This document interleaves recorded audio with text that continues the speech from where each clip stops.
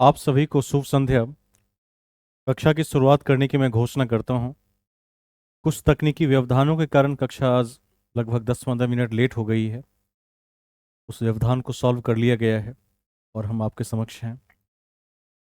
पिछली कक्षाओं में हम जैन दर्शन को पढ़ रहे थे और उसमें ज्ञान और दर्शन जो भाग 2 के अंतर्गत आता है वह टॉपिक बचा हुआ था।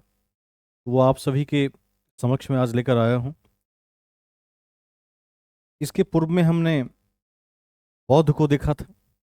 हमने देखा था कि 6ठी सदी ईसा पूर्व जो क्रांति का युग है उसमें उत्तर वैदिक कालीन वैदिक सभ्यता के पतन के पश्चात दो क्षत्रिय राजकुमारों ने बौद्ध और जैन धर्म की शुरुआत की। और आप देखेंगे कि इन्होंने पहली बार ब्राह्मणों को चुनौती दी। पहली बार इतिहास में ऐसा हुआ कि क्षत्रियों ने ब्राह्मणों को चुनौती दी, धर्म के नाम पर दिया। इसको याद रखिएगा। लोहे का आविष्कार अतरंजी खेरा इस कड़ी में अति महत्वपूर्ण है। महत्वपूर्ण है कि भगवान बुद्ध ने पहली बार स्त्रियों और शूद्रों की दशा को उत्तर वैदिक काल के बाद सुधारा और स्त्रियों और शूद्रों को मंदिर तक पहुंचाने में सहायता की। इस तथ्य को भी ध्यान में रखेंगे। और उसी कड़ी में महावीर का नाम भी उल्लेखनीय है। वैसे जैन धर्म की कड़ी में जो पूर्व के तीर्थंकर हैं उनके विषय में बहुत पुख्ता जानकारी कहीं से मिल नहीं पाती है। जैसे मैंने कल बताया था कि ऋषभ देव की चर्चा तो मिल जाती है, अरिष्टनेमी की चर्चा मिल जाती है, लेकिन बहुत ऐसे तीर्थंकर हैं जिनके विषय में बहुत गहरी जानकारी नहीं मिल पाती है। खास करके किस समय में, किस पीरियड में, कब से कब तक हुए, इसकी बहुत ठोस जानकारी नहीं मिल पाई है। लेकिन पार्श्वनाथ और महावीर इनके विषय में पुख्ता जानकारियां उपलब्ध हैं। तो इसको ध्यान रखेंगे और आज के टॉपिक के रूप में हेडिंग बनाएंगे भाग 2, ज्ञान एवं दर्शन जैन धर्म। भाग 2, ज्ञान एवं दर्शन जैन धर्म।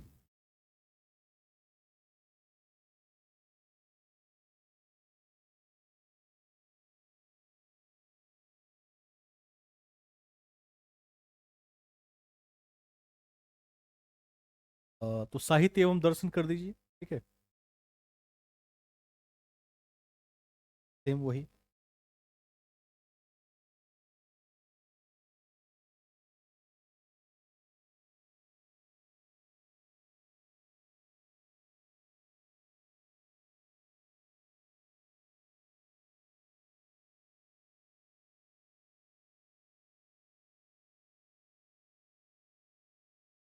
हम भाग 2 में हैं। हम साहित्य और दर्शन अथवा ज्ञान और दर्शन में हैं। इसी में साहित्य भी आ जाएगा और इसी में दर्शन भी आ जाएगा। एक एक की विवेचना करेंगे। ठीक है।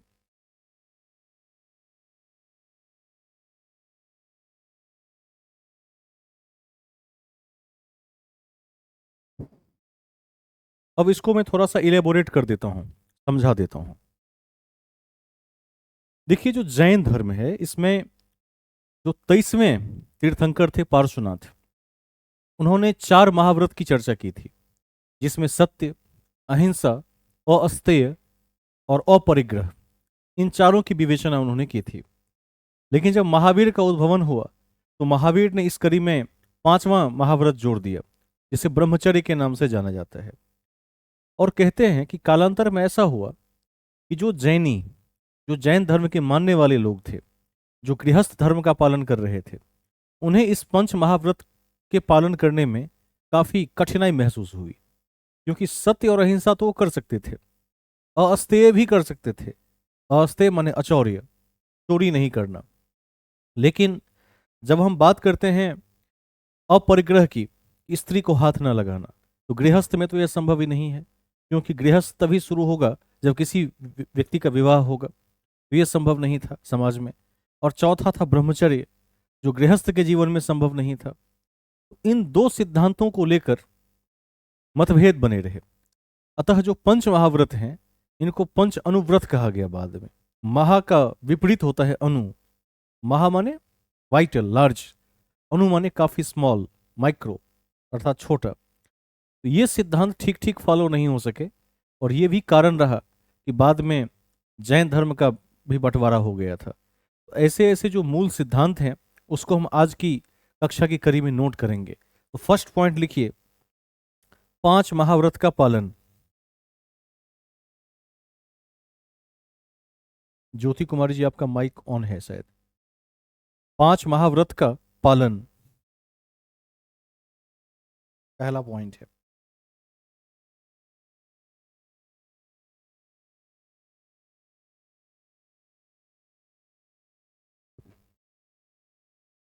ठीक है, 5 महाव्रत का पालन।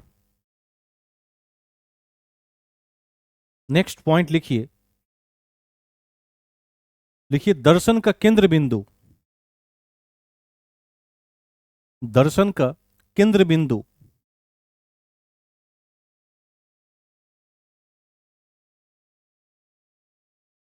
दर्शन का केंद्र बिंदु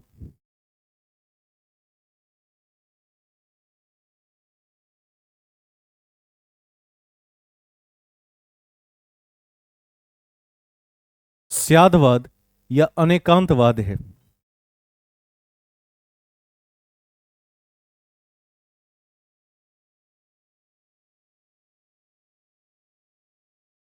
दर्शन का केंद्र बिंदु स्यादवाद, स्यादवाद या अनेकांतवाद है। स्यादवाद या अनेकांतवाद है, जिसे सापेक्षता का सिद्धांत भी कहा जाता है। जिसे सापेक्षता का सिद्धांत भी कहा जाता है। सापेक्षता का सिद्धांत भी कहा जाता है। इसका अर्थ है कि एक घटना के पीछे दूसरी घटना उत्तरदायी है। आगे चलकर हम चर्चा करेंगे कि इसी का नाम सप्तभंगी सिद्धांत भी है। इसमें 7 मुख्य बातें हैं, जैसे कोई वस्तु या तो है या नहीं है या नहीं है लेकिन कुछ कहा नहीं जा सकता उसके विषय में, नहीं है लेकिन कुछ कहा नहीं जा सकता, है और नहीं है लेकिन कुछ कहा नहीं जा सकता। तो ऐसे ऐसे कुछ सिद्धांत हैं, जो 7 सिद्धांत हैं इसके। तो सप्तभंगी सिद्धांत का भी यही मतलब है, इसको ध्यान रखेंगे। नेक्स्ट पॉइंट लिखिए, महावीर ने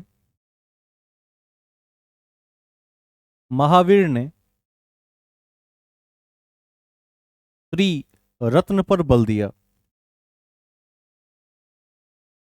महावीर ने त्रिरत्न पर बल दिया।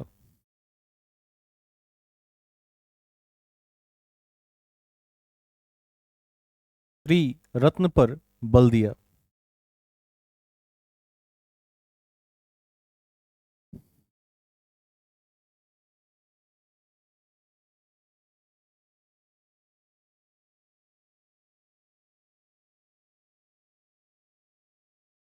त्रिरत्न पर बल दिया।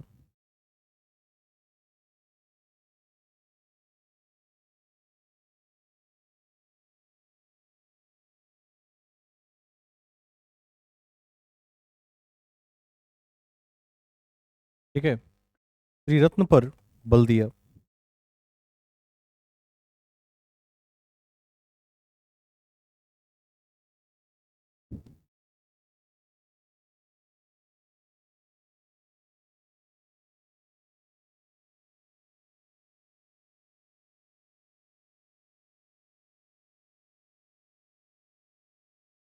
ठीक है, अब इस त्रिरत्न में 3 बातें शामिल हैं, जिसमें सबसे पहला है सम्यक ज्ञान, सम्यक विश्वास, और तीसरा है सम्यक आचरण।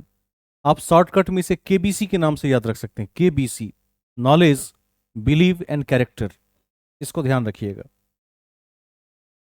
Knowledge, believe and character. यदि कहीं कहीं पर विश्वास के बदला में दृष्टि हो कि सम्यक दृष्टि, तो वो भी सही है। तो आप इसको लिख लीजिए, जहां विश्वास लिखा है वहां स्लाइस दे के लिख दीजिए सम्यक दृष्टि, उसका भी समान अर्थ है। केबीसी के फॉर्मूले से इसको आप याद रखेंगे, अति महत्वपूर्ण है।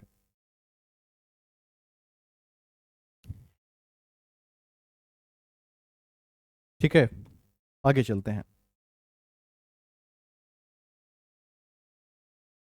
तो आपने जैन धर्म का एक बेसिक परिचय देख लिया है कि किस तरह से पहले 4 महाव्रत थे पार्श्वनाथ के समय, जो 23वें नंबर के तीर्थकर थे। महावीर के समय 5 महाव्रत हो गए, जिसमें ब्रह्मचर्य को ऐड किया गया। जैन जो गृहस्थी जैनी थे, जो गृहस्थ बसा कर रह रहे थे, उन्होंने इस सिद्धांत का विरोध किया, जिसके कारण ही इस पंच महाव्रत को पंच अनुव्रत का सिद्धांत भी कहा जाता है। अनु माने छोटा, उन्होंने इसको महा नहीं माना, अनु माना। निरंजन जी, उम्मीद करते हैं कि आप समझ पा रहे होंगे। मेरी वॉइस पहुंच रही है आप तक? नेक्स्ट कोई हाँ, समझ पा रहे हैं अनु का मतलब क्या है? ठीक है, एक एक कॉन्सेप्ट को समझ लीजिए। अब हम आगे चलेंगे। नेक्स्ट पॉइंट नोट में लिखिए। देखिए, जैन धर्म के प्रमुख शब्द, जैन धर्म के प्रमुख शब्द, जैन धर्म के प्रमुख शब्द, प्रमुख शब्द,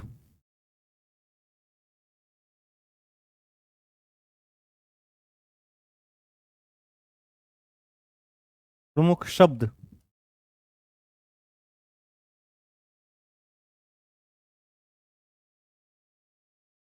और पहला शब्द लिखिए मति।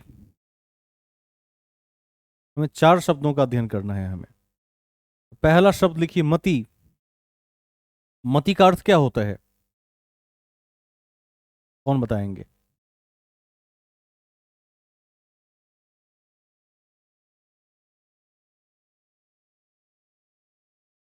वही है, इसे हम कह सकते हैं इंद्रिय जनित ज्ञान। इसको याद कर लीजिए, सभी पूछे जाते हैं परीक्षाओं में।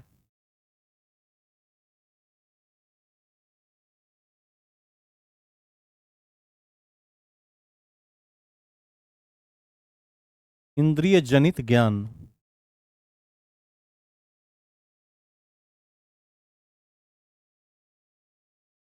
इंद्रिय जनित ज्ञान। अब इंद्रिय बताने की जरूरत नहीं है, इंद्रिय सबको पता है। ठीक है, सेंस ऑर्गन्स। इंद्रिय जनित ज्ञान। नेक्स्ट दूसरा, श्रुति।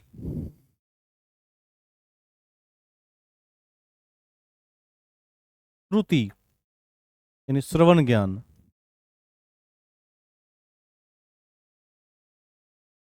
श्रवण ज्ञान। श्रुति का अर्थ है श्रवण ज्ञान। ठीक है, तीसरा लिखिए अवधि। इसका अर्थ कौन बताएंगे? दिव्य ज्ञान। दिव्य ज्ञान।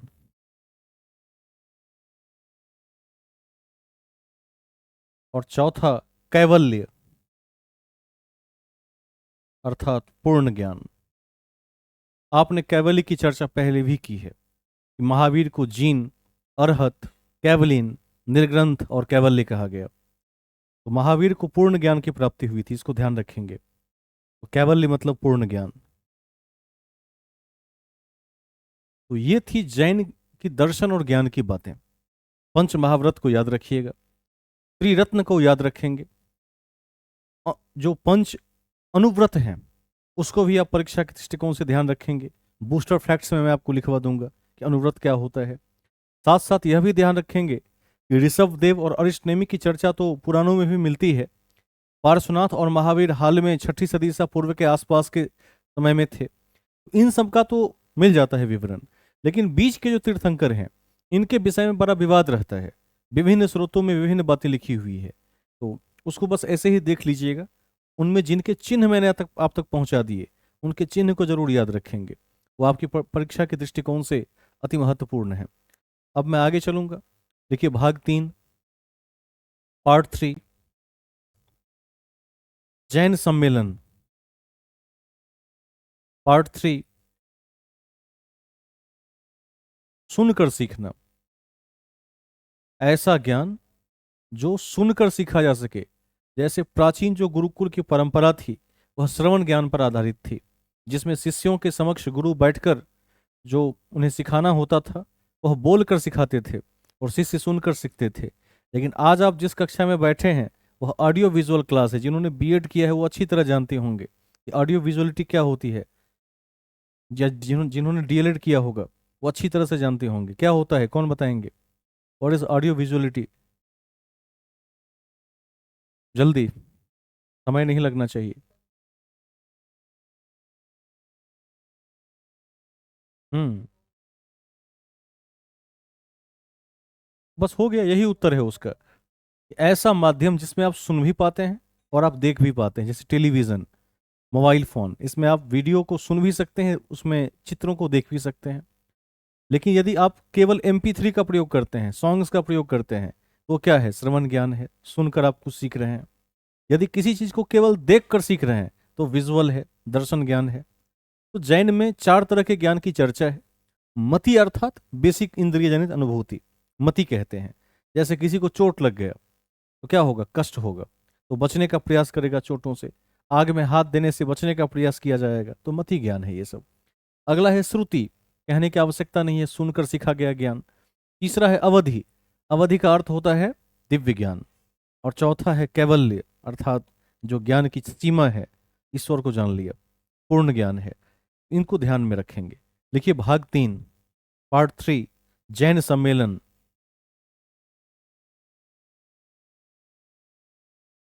देखिए मुख्य रूप से दो सम्मेलन हुए,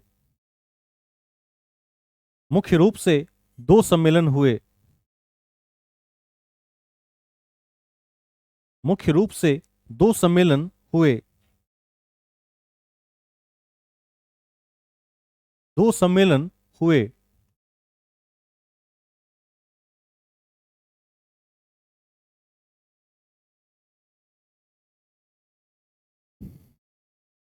दो सम्मेलन हुए। देखिए फर्स्ट सम्मेलन, हेडिंग में फर्स्ट सम्मेलन, प्रथम सम्मेलन, प्रथम सम्मेलन।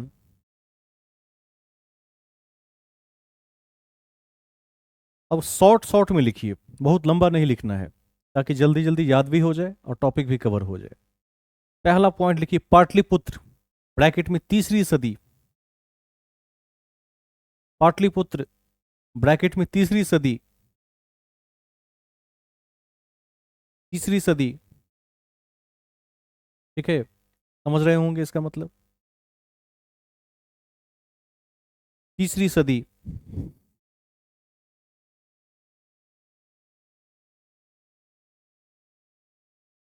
नेक्स्ट लिखिए, स्टार देकर, चंद्रगुप्त मौर्य के समय, चंद्रगुप्त मौर्य के समय, चंद्रगुप्त मौर्य के समय।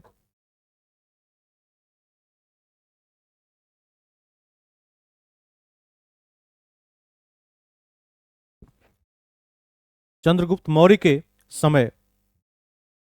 तीसरा लिखिए, अध्यक्ष स्थूलभद्र, अध्यक्ष स्थूलभद्र, अध्यक्ष स्थूलभद्र। ठीक है, स्थूलभद्र। चौथा लिखिए, इस सम्मेलन में जैन धर्म, इस सम्मेलन में जैन धर्म दो भागों में बट गया।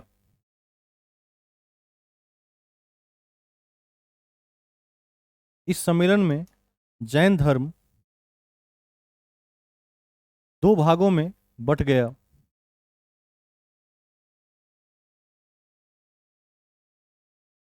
दो भागों में बट गया। पहला श्वेतांबर और दूसरा दिगंबर, श्वेतांबर और दिगंबर।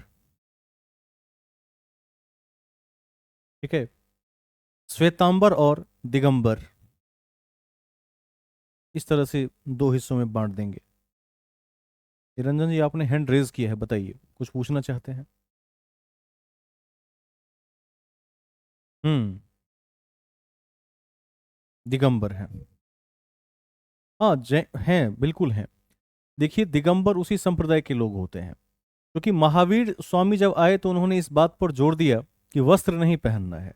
मैंने कहा ना कि जो गृहस्थ जीवन के जैनी थे उनके लिए बड़ी आफत हो गई थी, धर्म को संभालना मुश्किल हो गया था। कभी कभी ऐसा होता है, किसी किसी धर्म में ऐसी स्थिति पैदा हो जाती है, ऐसे ऐसे कठोर नियम बन जाते हैं कि बाद में क्या होता है, धर्म गले का फंदा बन जाता है एक तरह से। कभी कभी ऐसा होता है। तो अब क्या ही करें, तो जो दिगंबर हो गए वो तो बच गए, उन्होंने घर बार छोड़ दिया, संन्यास धारण कर लिया। लेकिन श्वेतांबरों ने फिर अपना अलग रास्ता चुन लिया, इसीलिए उन्होंने वस्त्र नहीं छोड़ा। इसको ध्यान रखिएगा। श्वेतांबर मतलब श्वेत वस्त्र धारण करने वाले, और दिगंबर मतलब वस्त्रहीन। यही बात है, तो वो दिगंबर ही है जिसकी आप चर्चा कर रहे हैं। तो ये स्पष्ट हो गया, दो भागों में बट गया श्वेतांबर और दिगंबर। अब एक तरफ लिखिए श्वेतांबर, एक तरफ लिखिए दिगंबर।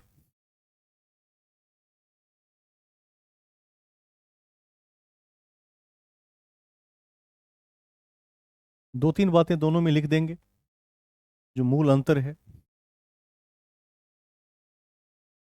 एक तरफ श्वेतांबर, एक तरफ दिगंबर। श्वेतांबर एक तरफ दिगंबर। मैं बीच बीच में मेंस के प्रश्नों को आप तक भेज रहा हूं, आप समय निकालकर उस पर उत्तर तैयार कीजिए, क्योंकि अभी से आदत डेवलप कीजिएगा तो आगे चलकर जब क्लास ली जाएगी तो आपको बिल्कुल भी समस्या का सामना नहीं करना पड़ेगा। वैसे मैं समय निकालकर कुछ नोट्स बनाने की कोशिश करता हूं, ताकि आप सभी तक उसके उत्तर, मॉडल आंसर फॉरवर्ड कर सकूं और आपका अभ्यास जारी रहे। अभी अपने स्तर से भी थोड़ा खोजबीन करेंगे कि किसका सटीक उत्तर क्या हो सकता है। एक आध प्रश्न के मैंने मॉडल आंसर भी जारी किए थे, उसको भी देख लीजिएगा एक बार। हम हैं श्वेतांबर में। पहला पॉइंट, श्वेत वस्त्र धारण करते थे। श्वेत वस्त्र धारण करते थे। श्वेत वस्त्र धारण करते थे। ठीक है। और नेता में लिखिए स्थूल भद्र।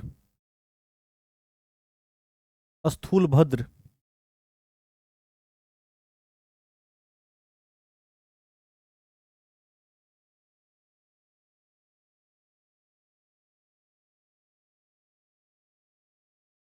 नेता स्थूल भद्र। और दूसरी तरफ लिखिए दिगंबर में बिना वस्त्र के रहते थे। बिना वस्त्र के रहते थे। बिना वस्त्र के रहते थे। इसके नेता कौन थे, कौन बताएंगे? भद्रबाहु, बिल्कुल सही उत्तर। इस तरफ लिखिए भद्रबाहु। भद्रबाहु। ठीक है। भद्रबाहु के नीचे लिखिए शिष्य मक्खलीपुत्र गोशाल। शिष्य मक्खलीपुत्र गोसाल।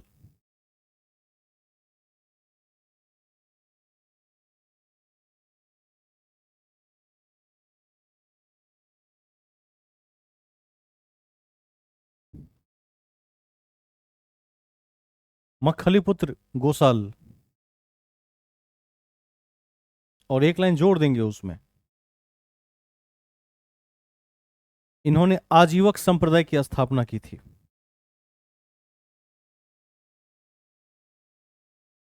इन्होंने आजीवक संप्रदाय की स्थापना की थी।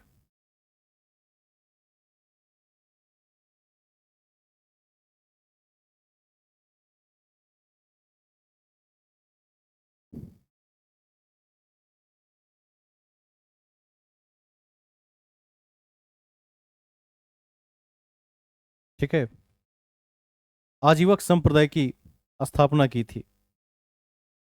तो यह पहले जैन सम्मेलन की बातें हैं। आपने स्पष्ट रूप से देख लिया, मैंने पहले भी कहा कि जैसे ही पंच महाव्रत आया तो जैन संप्रदाय दो हिस्सों में बंटने को मजबूर हो गया, क्योंकि जाहिर सी बात है कि जो गृहस्थ जीवन जीने वाले जैन थे, उन्हें अंतिम के दो नियम को फॉलो करने में बड़ी असुविधा और कठिनाई का सामना करना पड़ता, इसीलिए श्वेतांबर और दिगंबर में बट गए। अब हम हेडिंग बनाकर लिखेंगे सेकंड, दूसरा जैन सम्मेलन,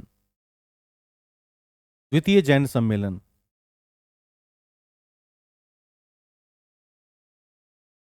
पहला जैन सम्मेलन कहाँ हुआ था? पाटलिपुत्र में। किसके समय में?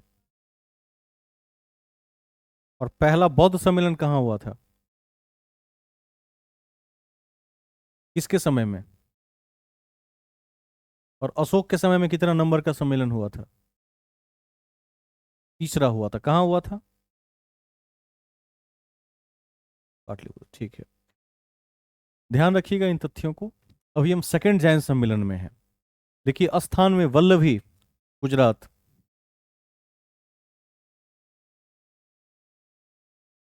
वल्लभी, गुजरात।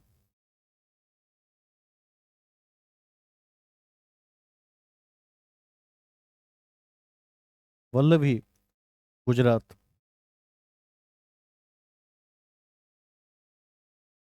समय लिखिए 512 एडी।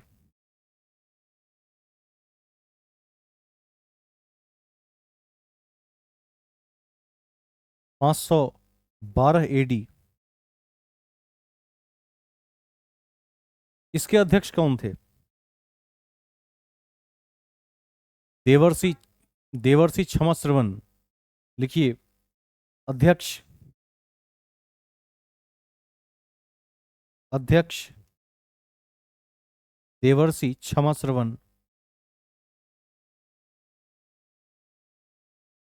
देवर्षि क्षमाश्रवण, ये इसके अध्यक्ष थे। सभी नाम कंठस्थ रखेंगे, कहीं भी पूछा जा सकता है।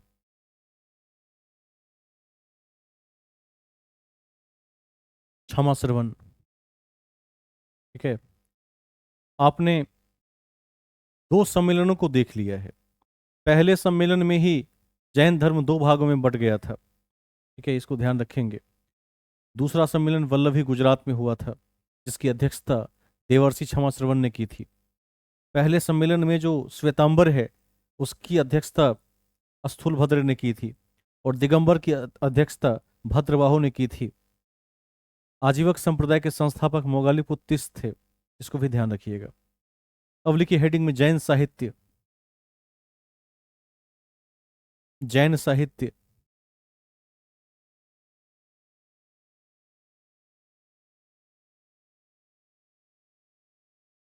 जैन साहित्य, लिटरेचर। ठीक है, अब सबसे पहला बिंदु जो इसमें होगा वो होगा कि किस भाषा में लिखा गया है। आप में से कोई जवाब देंगे कि जैन साहित्य किस भाषा में लिखा गया है? वेरी गुड, अर्धमागधी भाषा में। तो लिखिए, जैन साहित्य अर्धमागधी भाषा में लिखा गया है। जैन साहित्य अर्धमागधी भाषा में लिखा गया है। अर्धमागधी भाषा में लिखा गया है। ठीक है, नेक्स्ट पॉइंट लिखिए, जैन साहित्यों को आगम साहित्य भी कहा जाता है। जैन साहित्यों को आगम साहित्य भी कहा जाता है।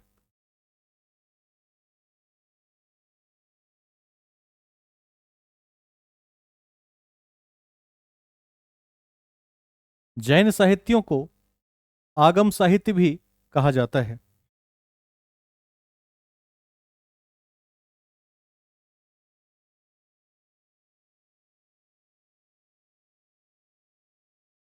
जैन साहित्यों को आगम साहित्य भी कहा जाता है। ठीक है, अगला बिंदु देखिए, आगम साहित्य के अलावा, आगम साहित्य के अलावा आगम साहित्य के अलावा अंग एवं उपांग आगम साहित्य के अलावा अंग एवं उपांग भी जैन साहित्य के अंश हैं। अंग एवं उपांग भी जैन साहित्य के अंश हैं। अंग एवं उपांग भी जैन साहित्य के अंश हैं।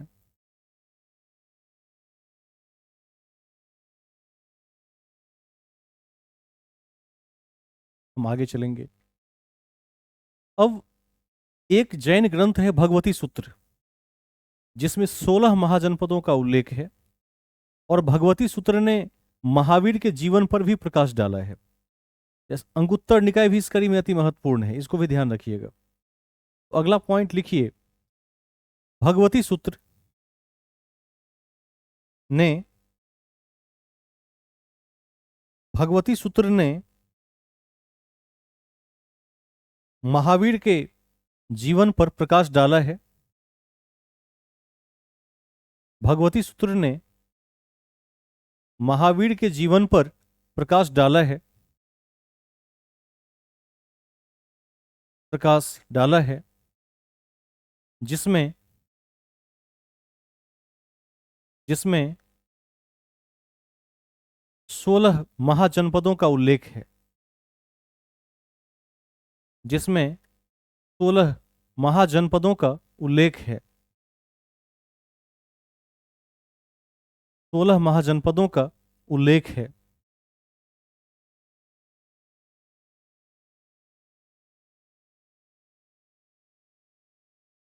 Next point. अच्छा, आप लोग ये बताइए कि कल्पसूत्र की रचना किसने की थी? किस भाषा में किया था? Very good. लिखिए, भद्रबाहु ने कल्पसूत्र की रचना की। भद्रबाहु ने कल्पसूत्र की रचना की। ब्रैकेट में संस्कृत भाषा, संस्कृत भाषा।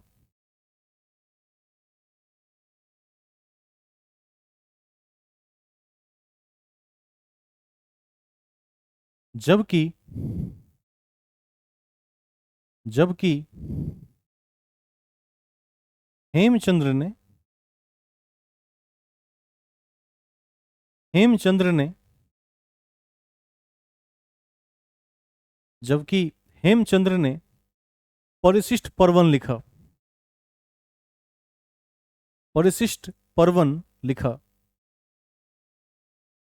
हेमचंद्र ने परिशिष्ट पर्वन लिखा।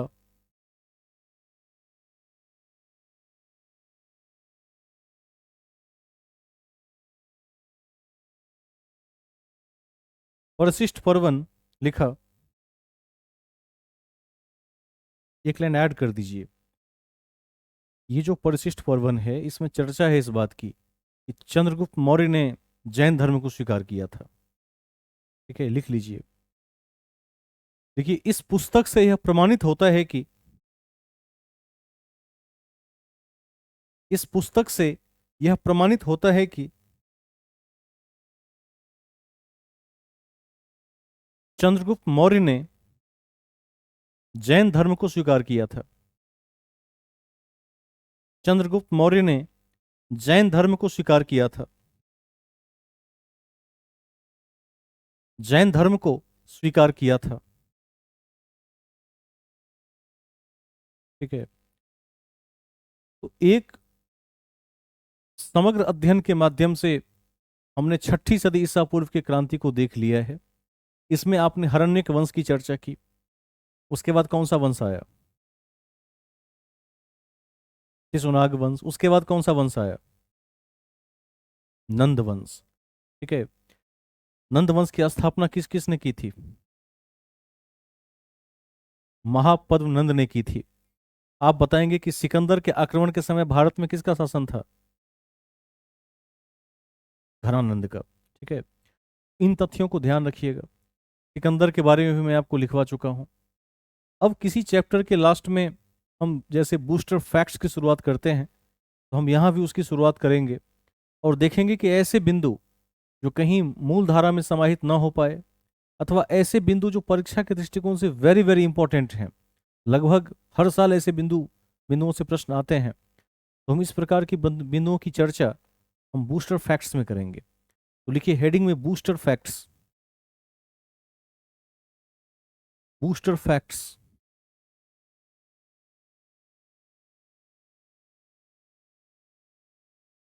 Booster facts.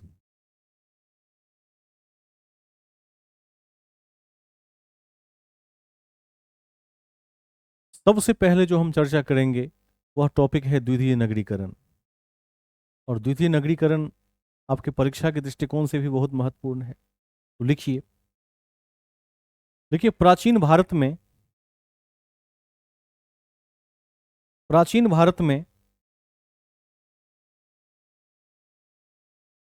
भारत में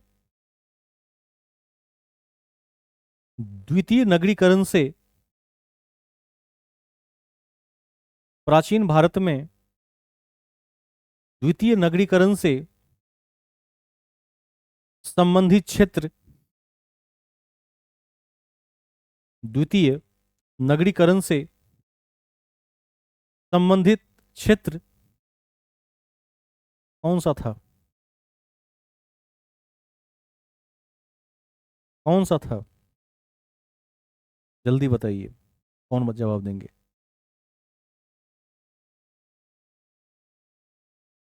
किसने जवाब दिया है ये?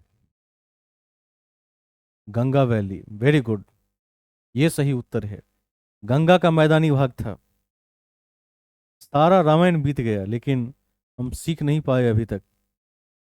अभी हम किस क्षेत्र की बात कर रहे हैं? 6ठी सदी ईसा पूर्व में जो क्रांति हुई वो किस मैदान में हुई? गंगा के मैदान में हुई। अब ये सब पता होना चाहिए। ज्यो ज्यो चैप्टर आगे बढ़ेगा आपकी गहराई इसमें बढ़नी चाहिए। लिख दिया उसमें गंगा का मैदानी भाग था। ठीक है, क्योंकि मैंने बार बार चर्चा की है कि जब ब्राह्मणों ने ऋग्वैदिक काल में वैदिक पद्धति की स्थापना की और उत्तर वैदिक काल आते आते उस पद्धति का क्षरण होने लगा, समाज कर्मकांडीय हो गया, यज्ञ और बलिवाद को बढ़ावा मिला, तो इससे जो शूद्र और वैश्य थे वो उत्पीड़न महसूस कर रहे थे, और जो क्षत्रिय थे उन्हें यह दिक्कत हो रही थी कि ब्राह्मणों को टैक्स फ्री किया गया था और दान पर ब्राह्मणों का एकाधिकार था। कहीं न कहीं जो ब्राह्मणों का जीवन था वह उत्तर वैदिक काल में ऐश्वर्यपूर्ण हो गया, तो लगभग तीनों वर्ण उससे नाराज थे।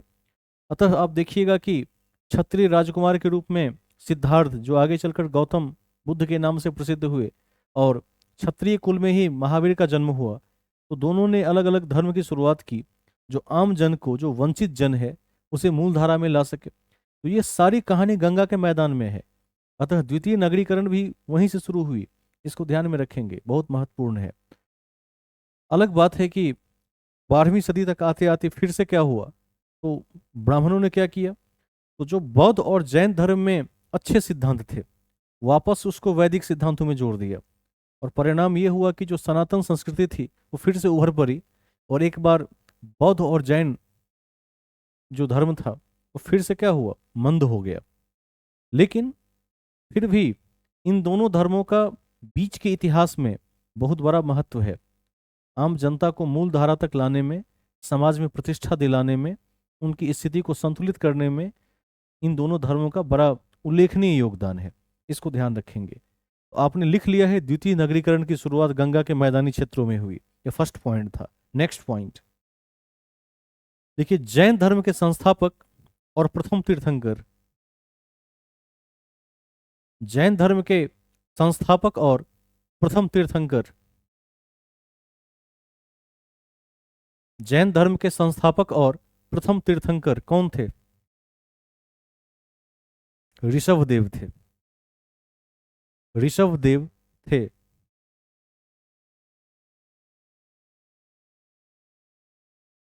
ऋषभदेव थे।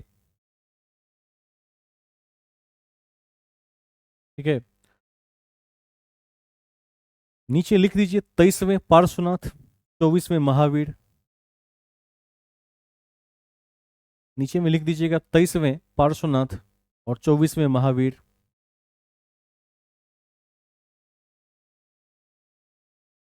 महावीर का चिन्ह क्या था?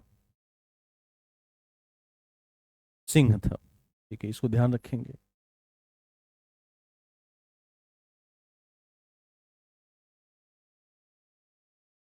पंच महाव्रत याद रहेगा कि लिखवा दिया जाए उसे दोबारा? एक बार लिखवा चुके हैं, याद रहेगा। कौन कौन से हैं, जल्दी को सुना दीजिए। कौन कौन से व्रत हैं? और ब्रह्मचर्य हैं। ठीक है, ठीक है। और किस भाषा में महावीर ने उपदेश दिए? अर्धमगधी भाषा में। इस सबको याद रख लीजिएगा, लिखवाने की जरूरत नहीं पड़ेगी अब। नेक्स्ट पॉइंट लिखिए। महावीर के अनुयायियों को, महावीर के अनुयायियों को क्या कहते हैं? कौन जवाब देंगे? महावीर के अनुयायियों को डैश कहते हैं। क्या होगा उत्तर? लिख लीजिए। निर्ग्रंथ कहते हैं।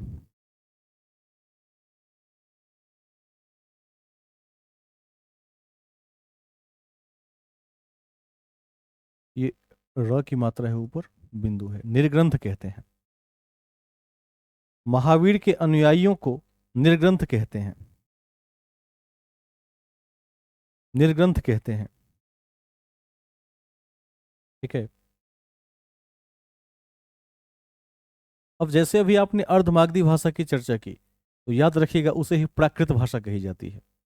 एक शब्द में याद रखेंगे कि बुद्ध ने उपदेश पाली भाषा में दिए, महावीर ने प्राकृत भाषा में दिए। प्राकृत को ही अर्धमागधी भाषा कही जाती है। इसको भी ध्यान रखेंगे, कहीं भूल जाए तो लिख लीजिए, ब्रैकेट में ही लिख लीजिए प्राकृत। कई बार परीक्षा में उलझा देते हैं तो बहुत आसान प्रश्न, लेकिन कई बार क्या होता है कि हम कंफ्यूज हो जाते हैं, भूल जाते हैं। Next point. महावीर ने अपना पहला उपदेश, वैसे तो 11 शिष्यों को दिया था, लेकिन फिर भी यदि पहला पूछ दे तो महावीर ने अपना पहला उपदेश अपने दामाद जामाली को दिया। अपने दामाद जामाली को दिया। अपने दामाद जामाली को दिया।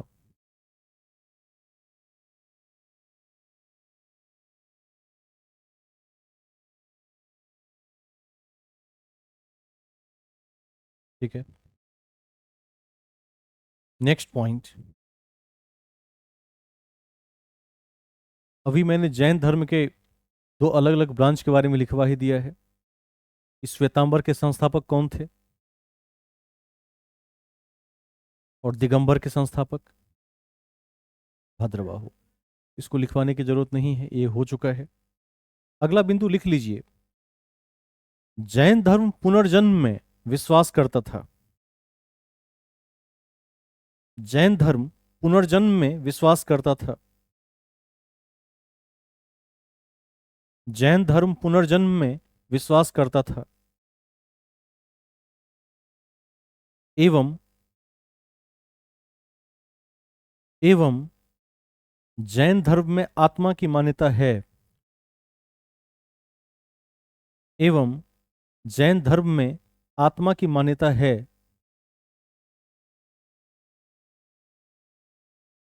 आत्मा की मान्यता है।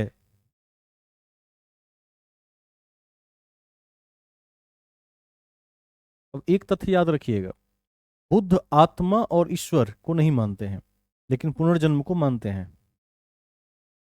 इसको याद रख लेंगे, कई बार चर्चा भी हो चुकी है इस पर।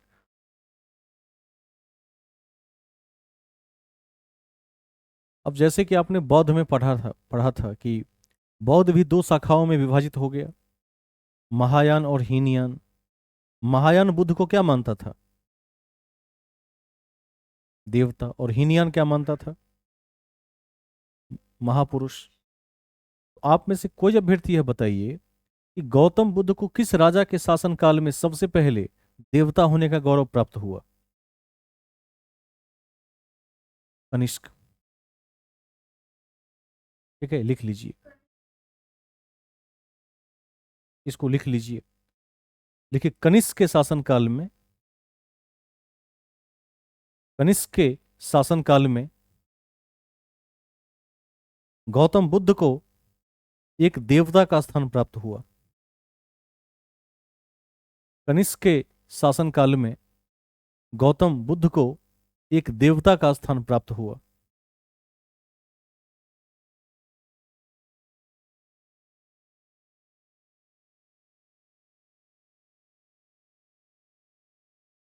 मगध वंश के संस्थापक कौन थे?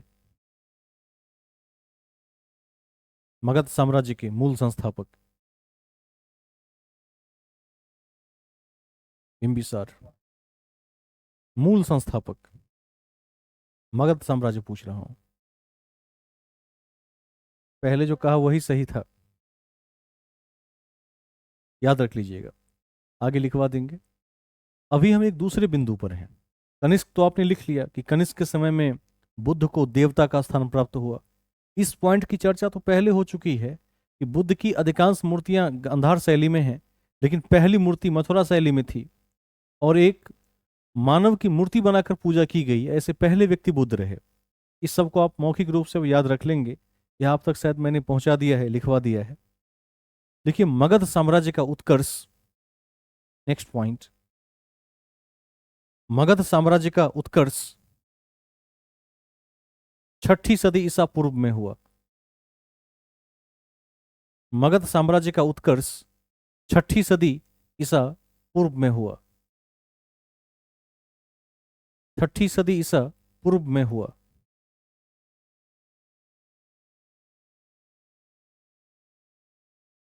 ठीक है,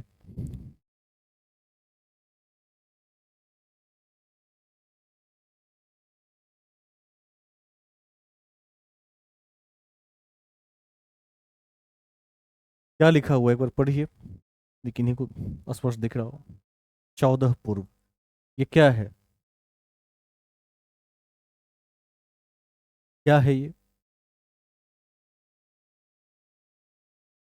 लिख लीजिए। 14 पूर्वों को, ये नाम है ग्रंथ का। 14 पूर्वों को सबसे पूर्वकालिक जैन ग्रंथ माना जाता है। 14 पूर्वों को सबसे पूर्वकालिक जैन ग्रंथ माना जाता है, माना जाता है।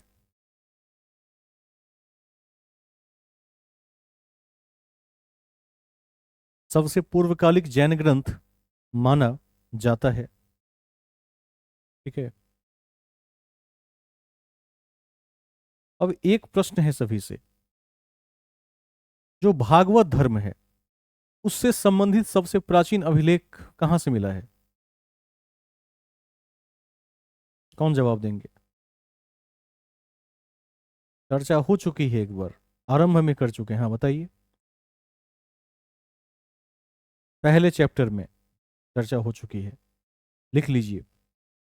बताया था हेलियोडोरस का बेसनगर अभिलेख, इसको लिख लीजिए। देखिए, भागवत धर्म का सबसे प्राचीनतम प्रमाण, भागवत धर्म का सबसे प्राचीनतम प्रमाण, सबसे प्राचीनतम अभिलेखीय प्रमाण लिखिएगा। सबसे प्राचीनतम अभिलेखीय प्रमाण, प्रमाण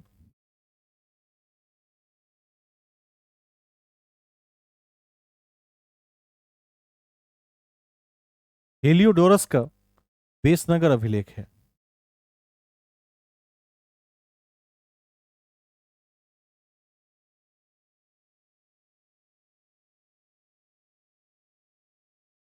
हेलियोडोरस का बेसनगर अभिलेख है, कंठस्थ रखिए, क्योंकि अब हम धीरे धीरे प्राचीन भारत के मध्य में पहुंच चुके हैं और मध्य भारत को हम काफी तेजी में समाप्त कर देंगे। और जब आधुनिक भारत में जाएंगे तो वहां एक एक पॉइंट को अति विस्तार से देखेंगे, क्योंकि उसका पीटी और मेंस दोनों के दृष्टिकोण से अमूल्य योगदान है। इन सभी तथ्यों को संकलित करके याद रखेंगे। रोज रिवाइज करेंगे इसका। ठीक है। बुद्ध का जन्म कहाँ से हुआ था, कहाँ और कब हुआ था?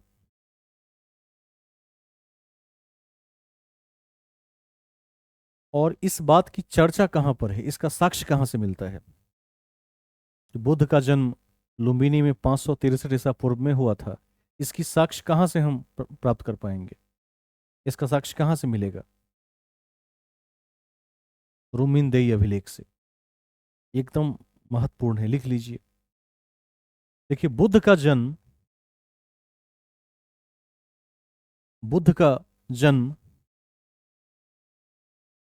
563 ईसा पूर्व, 563 ईसा पूर्व कपिल वस्तु के निकट।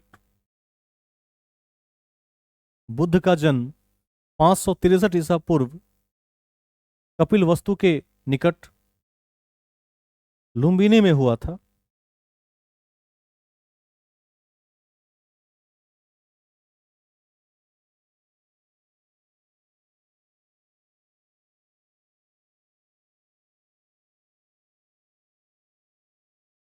जिसकी पुष्टि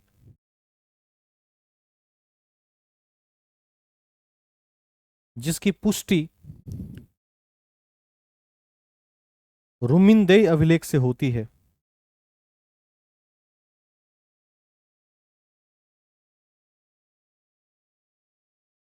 रुमिनदेई अभिलेख से होती है, जिसकी पुष्टि रुमिनदेई अभिलेख से होती है। और यह अभिलेख कहाँ पर है? नेपाल में है। जिनको लिखना हो याद रखने के लिए वो लिख सकते हैं, नेपाल में है, नेपाल में है, ब्रैकेट में नेपाल। ऐसे ऐसे तथ्य हैं जो लगातार परीक्षाओं में देखे जाते हैं, और यदि आप कंठस्थ रखते हैं तो ये सब ऐसे तथ्य हैं जहां आप दूसरे अभ्यर्थियों से लीड लेने की स्थिति में होते हैं, पछाड़ देने की स्थिति में होते हैं जिन्होंने याद नहीं किया है। अगला क्वेश्चन है कि बुद्ध ने अपना अंतिम उपदेश किसे दिया था? कौन बताएंगे? Very good. देखिए, बुद्ध ने अपना अंतिम उपदेश सुभद्र को दिया था।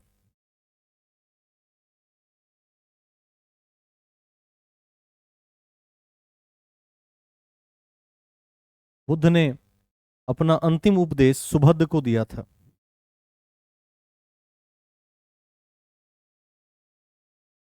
बुद्ध ने अपना अंतिम उपदेश सुभद्र को दिया था।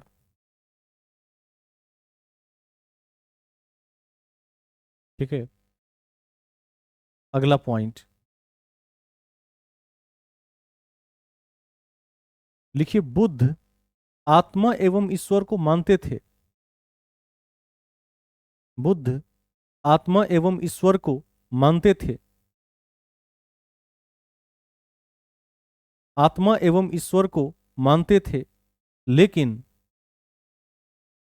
पुनर्जन्म को उल्टा लिखा दिया। बुद्ध आत्मा एवं ईश्वर को नहीं मानते थे, लेकिन पुनर्जन्म को मानते थे। ऐसे लिखिए, बुद्ध आत्मा एवं ईश्वर को नहीं मानते थे, लेकिन पुनर्जन्म को मानते थे।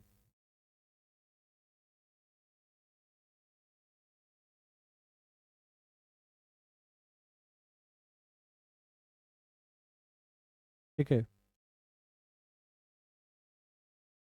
महावीर के बारे में लिखवा चुके हैं। महावीर क्या सब मानते थे?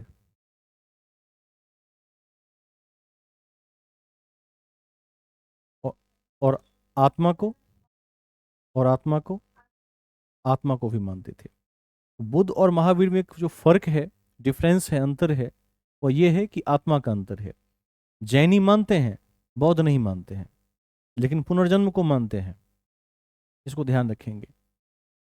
अगला पॉइंट लिखिए, ऐसा माना जाता है कि ऐसा माना जाता है कि भारत में उपासना की जाने वाली भारत में उपासना की जाने वाली सबसे पहली मूर्ति बुद्ध की थी। ऐसा माना जाता है कि भारत में उपासना की जाने वाली सबसे पहली मूर्ति बुद्ध की थी।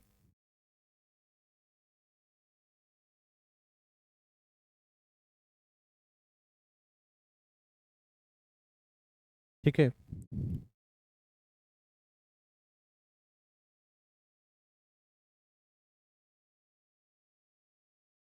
देखिए, शैव और तीर का चिन्ह।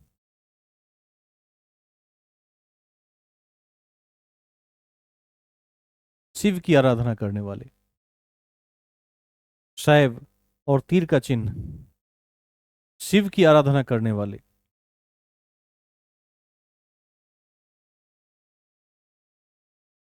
नीचे वैष्णव, विष्णु की आराधना करने वाले।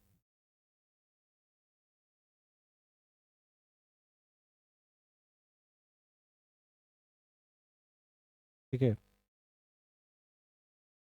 आजीवक संप्रदाय के संस्थापक कौन थे? मखली घोषाल। ये हमने एक बार लिख लिया है दिगंबर के नीचे, आज ही लिखा है, तो लिखवाने की आवश्यकता नहीं है। नेक्स्ट पॉइंट लिखिए। देखिए, बौद्ध धर्म के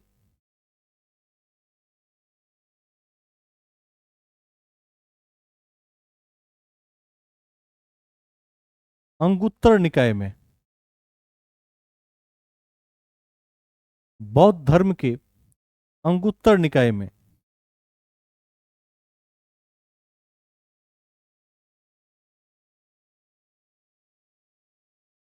16 महाजनपदों की चर्चा है।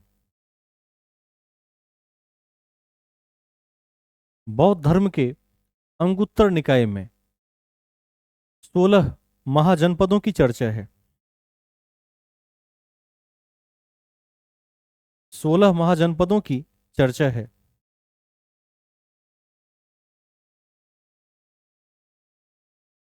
नेक्स्ट पॉइंट लिखिए। मगध साम्राज्य का वास्तविक संस्थापक,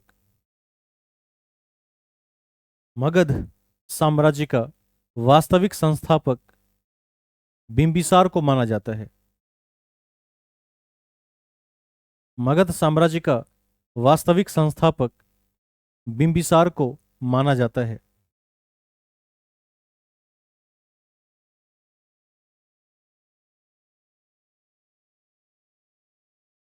बिंबिसार को माना जाता है।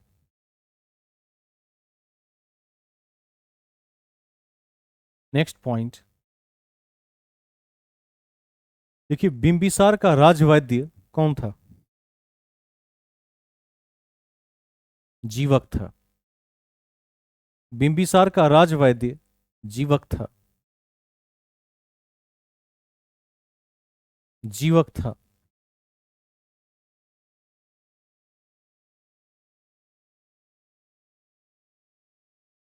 नयनार कौन थे?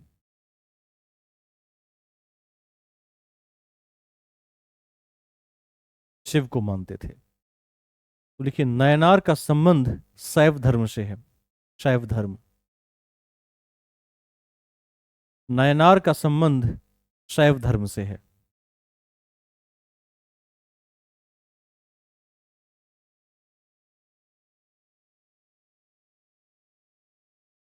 नेक्स्ट पॉइंट, बिंबिसार की हत्या किसने की थी?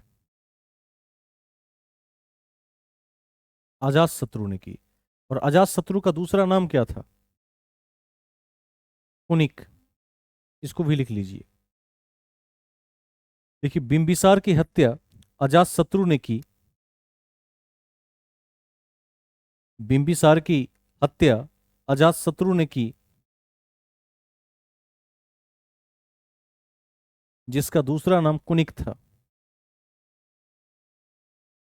जिसका दूसरा नाम कुनिक था। कुनिक था। ठीक है। पाटलिपुत्र शहर की स्थापना किसने की? ये पहले आप लिख चुके हैं, ऑलरेडी लिखवाने की जरूरत नहीं है। नेक्स्ट पॉइंट लिखिए, अगला बिंदु लिखिए। हरण्यक वंश के अंतिम शासक, हरण्यक वंश के अंतिम शासक, अंतिम शासक कौन थे? नागदशक। नागदशक की हत्या करके शिशुनाग ने, हरण्यक वंश के अंतिम शासक नागदशक की हत्या करके शिशुनाग ने, शिशुनाग ने शिशुनाग वंश की नींव रखी।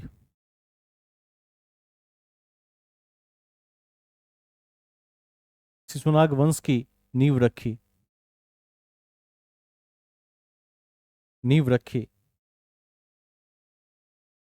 नेक्स्ट पॉइंट देखिए, उदयन जैन धर्म का अनुयायी था। उदयन जैन धर्म का अनुयायी था।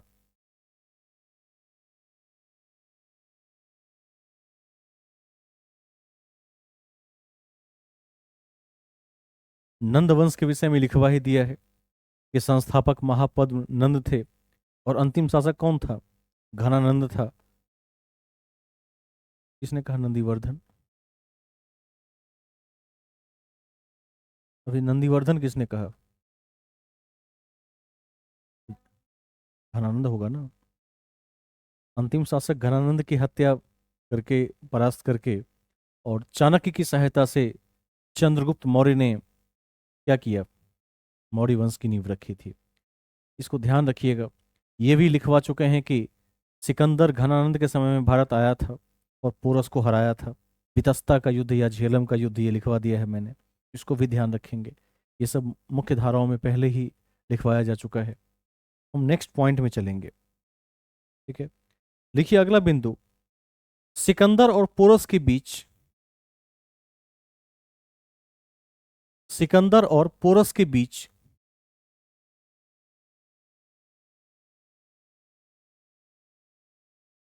झेलम के तट पर, झेलम के तट पर वितस्ता का युद्ध हुआ। झेलम के तट पर वितस्ता का युद्ध हुआ, जिसमें पोरस की हार हुई, जिसमें पोरस की पराजय हुई। ठीक है, पोरस की पराजय हुई। नेक्स्ट पॉइंट, हाइडेस्पीज का युद्ध भी कहते हैं। इसको भी ध्यान रख लेंगे। हमने पूर्व में एक बार लिख लिया है, इसीलिए मैंने रिपीट नहीं किया। इसे ही हाइडेस्पीज का युद्ध भी कहते हैं। अगला पॉइंट लिखिए। घनानंद सिकंदर का समकालीन था। घनानंद सिकंदर का समकालीन था। सिकंदर का समकालीन था।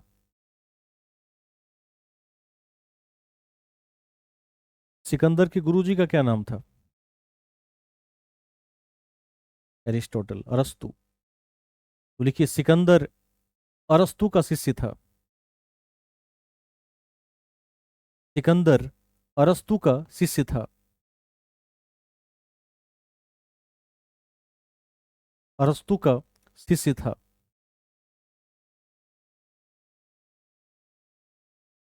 नेक्स्ट पॉइंट,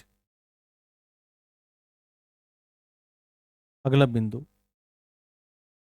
लिखिए। सिकंदर के सेनापति का नाम क्या था? सेल्यूकस निकेटर था। सिकंदर के सेनापति का नाम सेल्यूकस निकेटर था।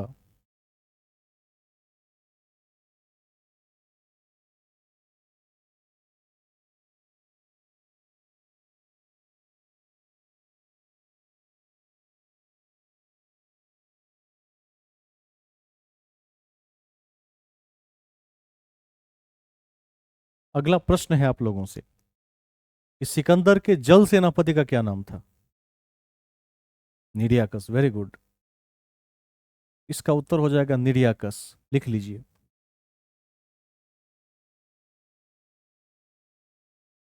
सिकंदर के जल सेनापति का नाम निरियाकस था। सिकंदर के जल सेनापति का नाम निरियाकस था। निरियाकस था।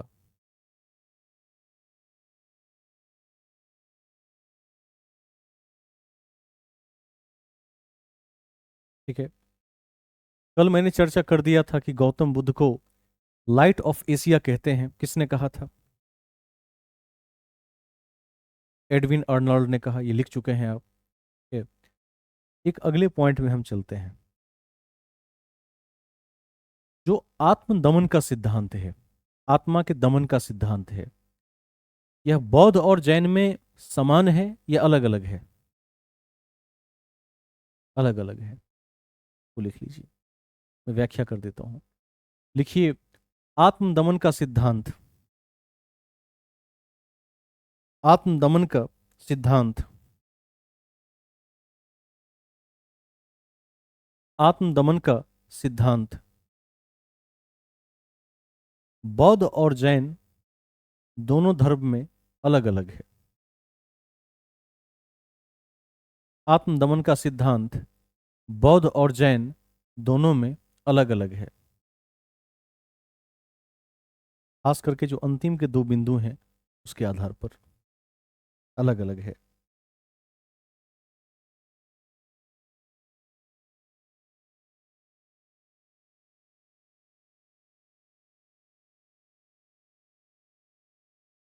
ठीक है। लास्ट के दो सिद्धांतों के आधार पर याद रखिएगा।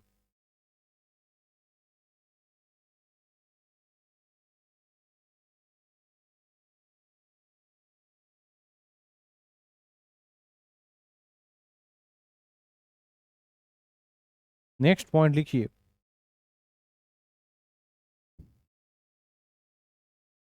देखिए, भरहुत एवं अमरावती। भरहुत एवं अमरावती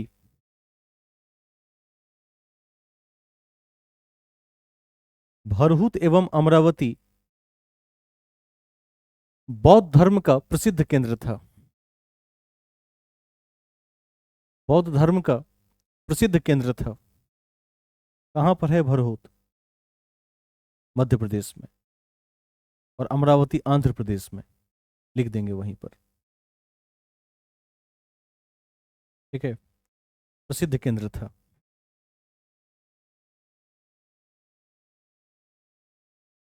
आगे चलेंगे।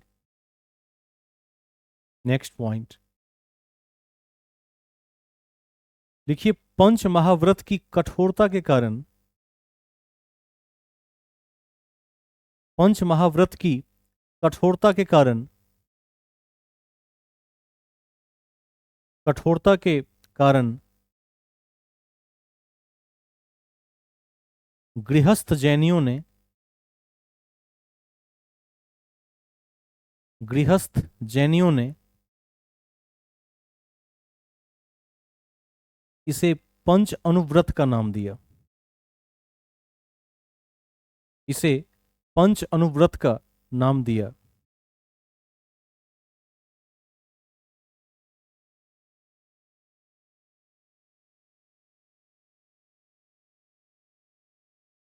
आज कक्षा की शुरुआत में ही मैंने स्यादवाद की चर्चा की थी, जिसे सप्तभंगी सिद्धांत भी कहा जाता है। आप इसे लिख लीजिए।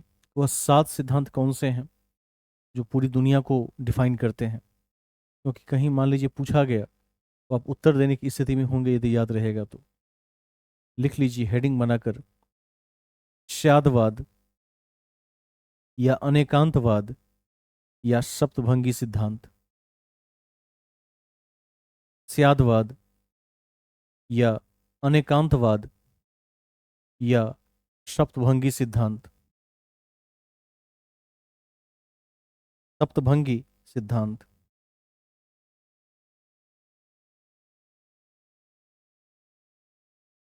पहला लिखिए, नंबर 1। नंबर 1 में लिखिए है। समझ रहे हैं?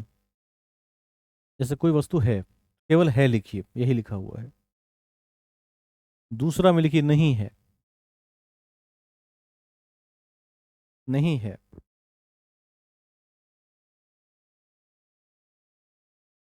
तीसरा लिखिए है और नहीं है। है और नहीं है।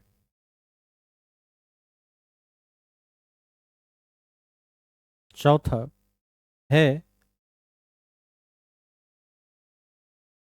है को काट दीजिए चौथे में। चौथे में ये लिखिए कहा नहीं जा सकता है तो लिख चुके हैं पहला में। कहा नहीं जा सकता है। कहा नहीं जा सकता है। पांचवा है परंतु कहा नहीं जा सकता है परंतु कहा नहीं जा सकता है।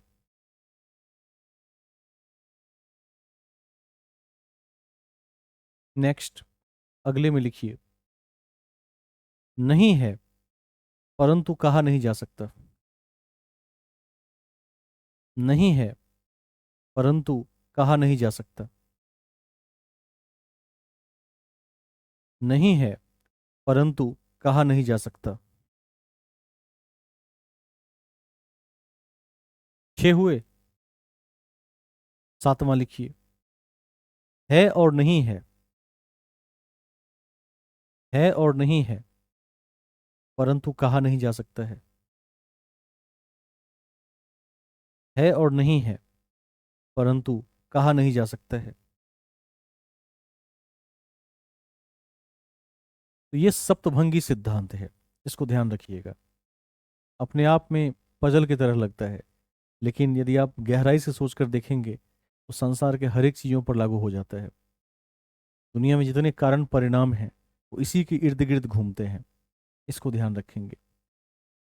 जैनों की भाषा क्या थी? उसको दूसरे शब्दों में क्या कह सकते हैं? प्राकृत। एक तथ्य इसमें और भी याद रखेंगे कि कन्नड़ साहित्य के योगदान में, कन्नड़ साहित्य के विकास में और कन्नड़ भाषा के विकास में भी जैनियों की यथेष्ट भूमिका रही है। तो नेक्स्ट पॉइंट ऐड कर दीजिए। देखिए, कन्नड़ भाषा के विकास में जैनियों का यथेष्ट योगदान है। कन्नड़ भाषा के विकास में जैनियों का यथेष्ट योगदान है।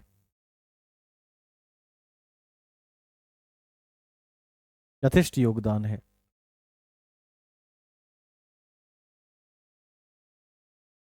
कल मैंने आपको बौद्ध धर्म को मानने वाले प्रमुख राजाओं का नाम लिखवा दिया था।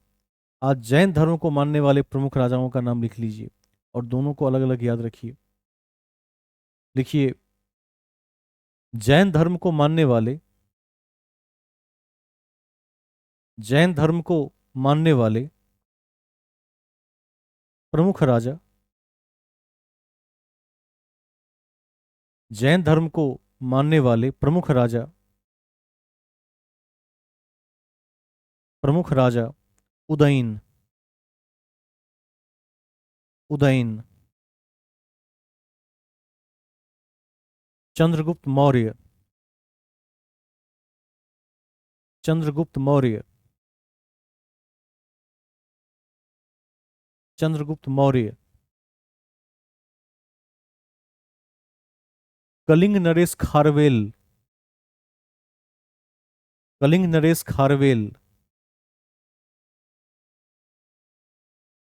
राष्ट्रकूट शासक अमोघवर्ष इत्यादि हैं।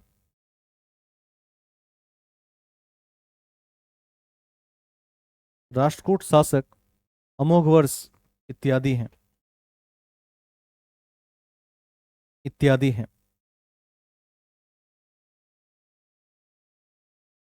जैन धर्म में अगला पॉइंट लिखिए। देखिए जैन धर्म में 5 प्रकार के ज्ञान की चर्चा है।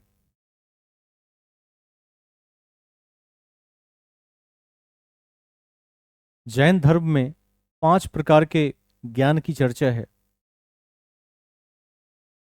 ज्ञान की चर्चा है। अभी 4 तो आपने लिखे भी थे, एक और जोड़ देते हैं उसमें। पहला लिखिए मति। मति का अर्थ क्या होता है? अभी अभी लिखा था आपने, इंद्रिय जनित ज्ञान।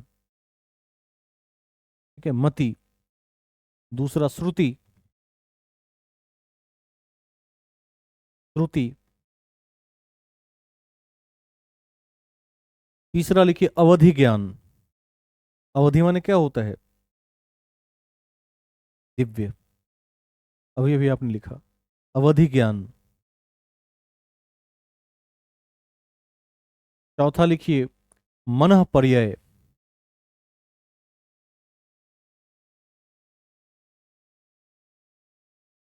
मनः पर्यय। और पांचवा क्या होगा? पांचवा क्या होगा?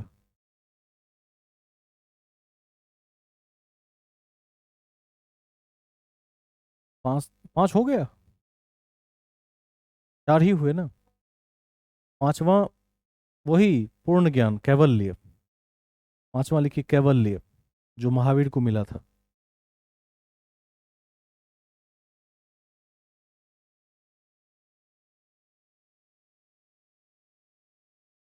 अभी अभी आपने लिखा था कि बौद्ध के जो प्रमुख केंद्र हैं वो भरहुत थे, अमरावती थे। इस सब की चर्चा आपने की है। अभी अभी आपने लिखा था जैन के प्रमुख केंद्र कौन कौन से हैं?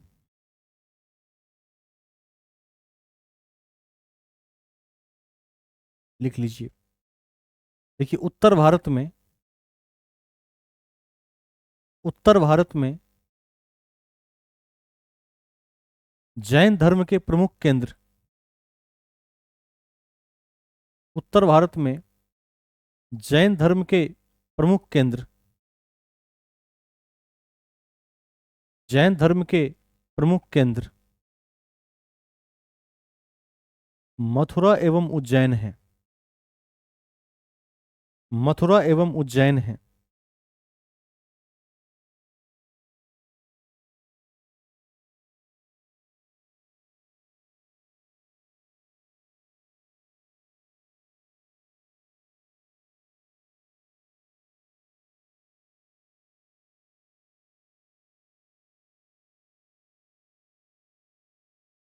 रुद्रक रामपूत कौन थे? कौन बताएंगे?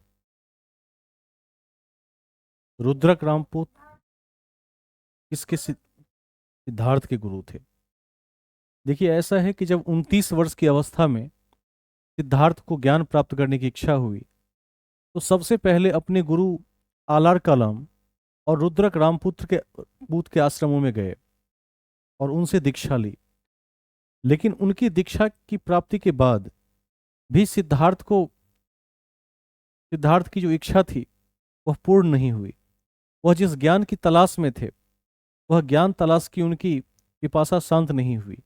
अतः उन्होंने तपस्या करने का निर्णय लिया और लगभग 6.5 वर्ष की तपस्या के बाद उन्हें बोधि वृक्ष के नीचे बोधगया में ज्ञान की प्राप्ति हुई थी। इस पॉइंट को लिख लीजिए। देखिए आरंभ में सिद्धार्थ ने आरंभ में सिद्धार्थ ने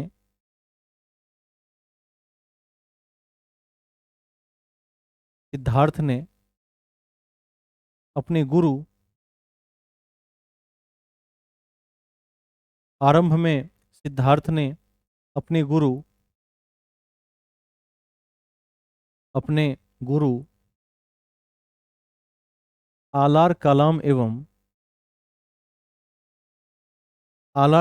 एवं रुद्रक रामपूत से रुद्रक रामपूत से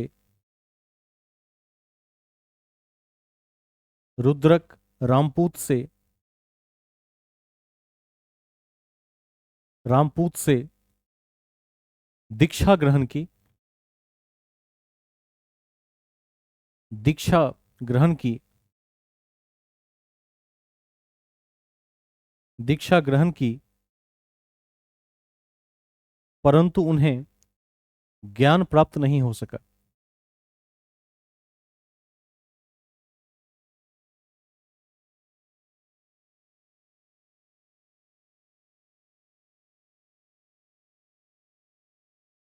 जहां उन्हें ज्ञान प्राप्त नहीं हो सका।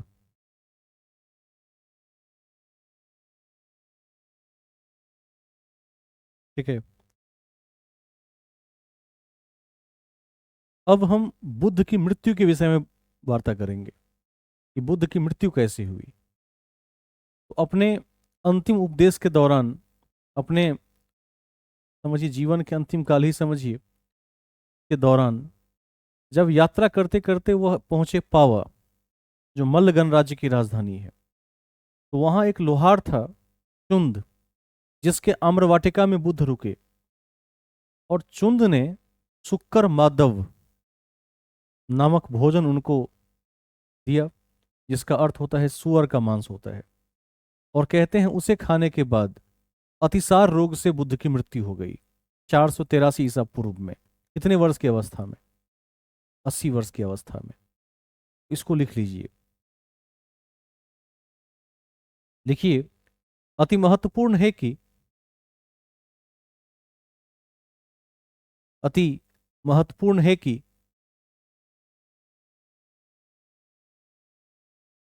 अपने प्रचार यात्रा के दौरान,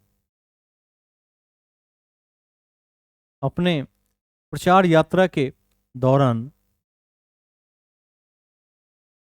दौरान बुद्ध, अपने प्रचार यात्रा के दौरान बुद्ध मल्ल गणराज्य की राजधानी पावा पहुंचे। मल्ल गणराज्य की राजधानी पावा पहुंचे। पावा पहुंचे एवं एवं चुंद नामक लोहार के आम्र वाटिका में रुके। जगह कौन सा होगा वो जहां बुद्ध की मृत्यु हुई थी? कुशीनारा या कुशीनगर, जहां चुंद नाम के लोहार के आम्र वाटिका पहुंचे।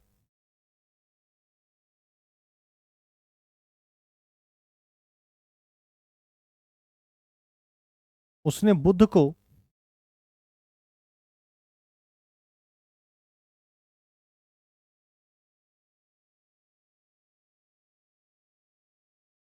उसने बुद्ध को सुक्कर माधव,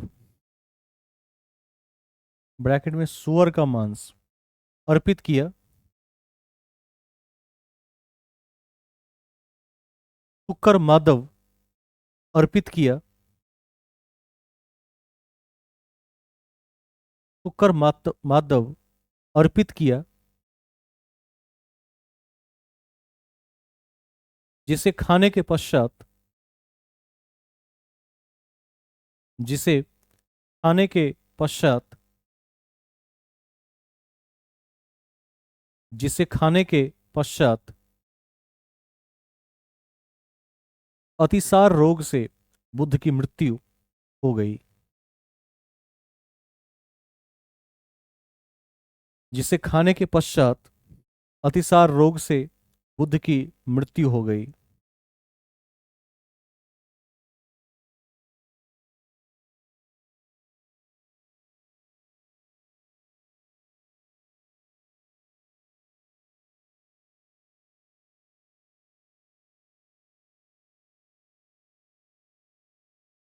लिख दीजिएगा।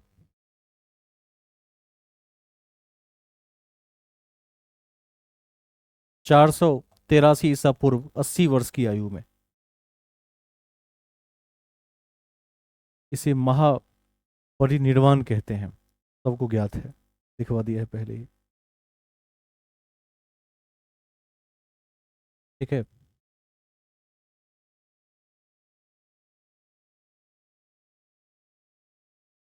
महापरिनिर्वाण कहते हैं।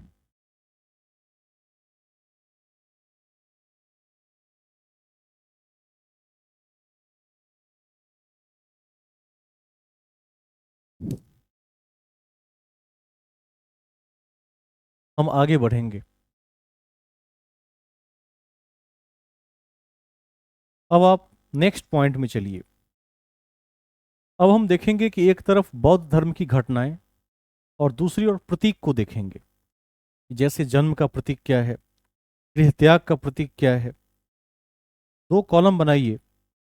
लेफ्ट में लिखिए बौद्ध धर्म की घटनाएं, बौद्ध धर्म की घटनाएं। निरंजन जी कुछ पूछना चाहते हैं, पूछिए। बुद्ध नहीं, महावीर को हुई थी।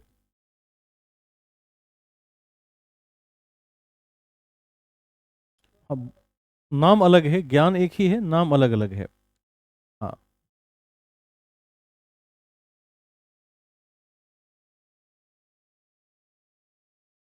क्यों ग्रहण किया? देखिए ऐसा है, कुंद के पास दूसरा कुछ था नहीं और जाति से लोहार था। तो जब दूसरा कुछ था नहीं तो जो अर्पित किया बुद्ध ने ग्रहण कर लिया। उसके पास वही व्यवस्था थी। ठीक है, ध्यान रखिएगा इसका। जाति का लोहार था तो यही सब भोजन थे उसके पास, तो जो दिया वो बुद्ध ने ग्रहण कर लिया। अब इसकी विस्तृत व्याख्या भी कहीं नहीं है कि बुद्ध ने क्यों ग्रहण कर लिया।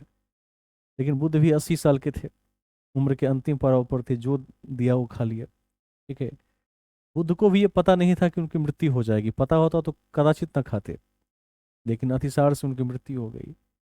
ध्यान रखिएगा, उस जमाने में 6ठी सदी ईसा पूर्व में बौद्ध धर्म के चमकने का एक भी यह भी कारण रहा था, जैसा आपने कहा है कि अहिंसा के सिद्धांत को देना। इसके पीछे बहुत बड़ा कारण है, आर्थिक पृष्ठभूमि भी जुड़ी हुई है। क्योंकि देखिएगा कि जब लोहे का आविष्कार हो गया था और गंगा के मैदानी क्षेत्रों में कृषि सभ्यता का विकास हो गया था, तो राजा के पास कर आने लगे। साथ ही कृषि की जोत के लिए, हल खींचने के लिए बैलों की आवश्यकता है। तो साथ साथ और भी पशुओं का उपयोग बढ़ गया। अहिंसा के इस सिद्धांत ने समाज को बड़ा बल दिया था। क्योंकि यदि पशुओं की हिंसा करते रहेंगे, पशुओं की हत्या करते रहेंगे, तो फिर जीवन यापन के लिए जो पशु चाहिए वो कहाँ से मिले? बैल कहाँ से मिले? गाय चाहिए उसके लिए, उसके बाद और भी पशु चाहिए। तो पशु रक्षा की बात भी बुद्ध ने की थी। लेकिन निश्चित रूप से लास्ट में बुद्ध ने ग्रहण कर लिया, तो मुझे लगता है कि सत्कार में ही ग्रहण कर लिया होगा, जहाँ तक मैं समझ पाता हूँ। कि न करें तो सामने वाला व्यक्ति क्या हो, नाराज हो जाए या दुखी हो जाए, इसीलिए बुद्ध ने ग्रहण कर लिया होगा। और या हो सकता है कि अनजाने में ग्रहण कर लिया होगा, देखा नहीं होगा, लेकिन ग्रहण करने के बाद मृत्यु, तो ऐसी ही कुछ घटना रही होगी। इसकी कहीं विस्तृत व्याख्या देखने को नहीं मिलती है। ध्यान रखेंगे। आगे चलते हैं हम। एक तरफ बौद्ध धर्म की घटनाओं को लिख रहे हैं और दूसरे कॉलम में प्रतीक को लिख रहे हैं। ठीक है। एक तरफ है घटना और दूसरी ओर है प्रतीक। पहली घटना में लिखिए जन्म।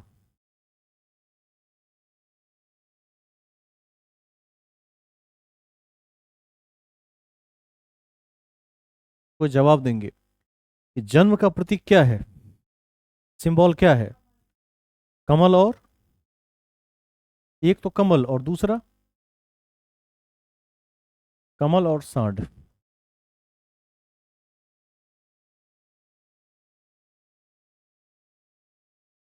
दोनों जन्म के प्रतीक हैं बौद्ध धर्म में।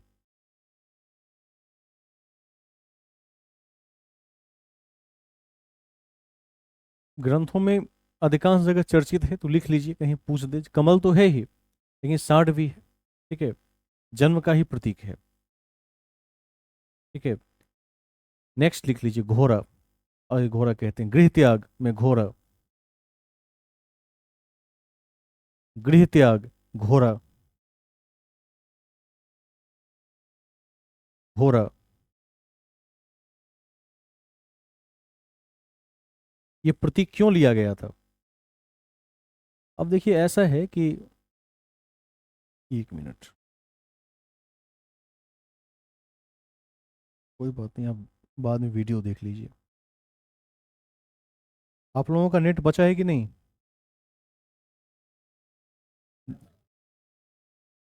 थोड़ा डाटा बनाए रखिए अभी, एप्लीकेशन पर भी। हाँ हाँ, डेटा ख़त्म हो जाता है क्योंकि कैमरा जो लगा हुआ है वो काफ़ी 4K कैमरा है, तो डेफिनेटली वो क्वालिटी थोड़ी सी अच्छी आएगी, और आनी भी चाहिए, क्योंकि जो बोर्ड पर लिखा जाता है वो तभी आपको दृष्टिगत होगा जब इसकी क्वालिटी अच्छी होगी। बहुत जल्द एप्लीकेशन पर ही क्लास देंगे। 2A के लिए इंजीनियर्स काम कर रहे हैं, उस पर लगे हुए हैं सॉफ्टवेयर इंजीनियर्स, और वो बना रहे हैं उसको।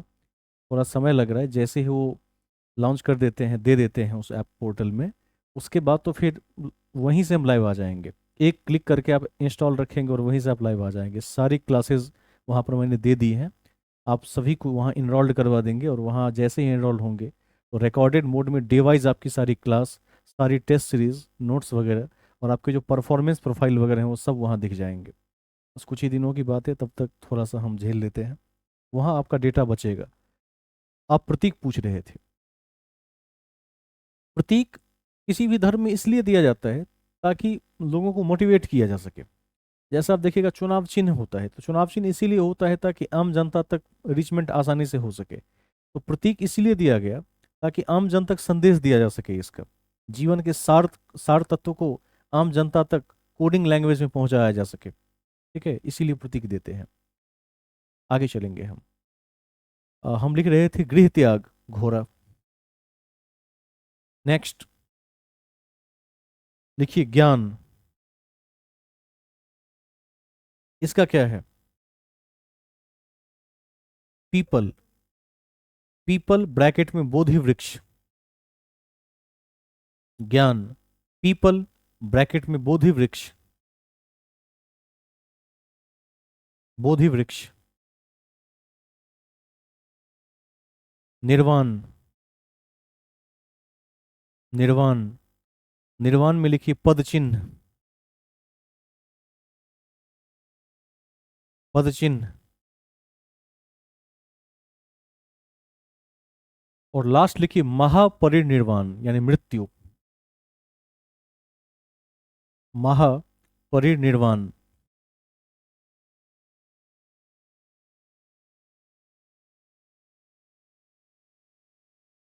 इसका क्या होगा? स्तूप, स्तूप। ठीक है,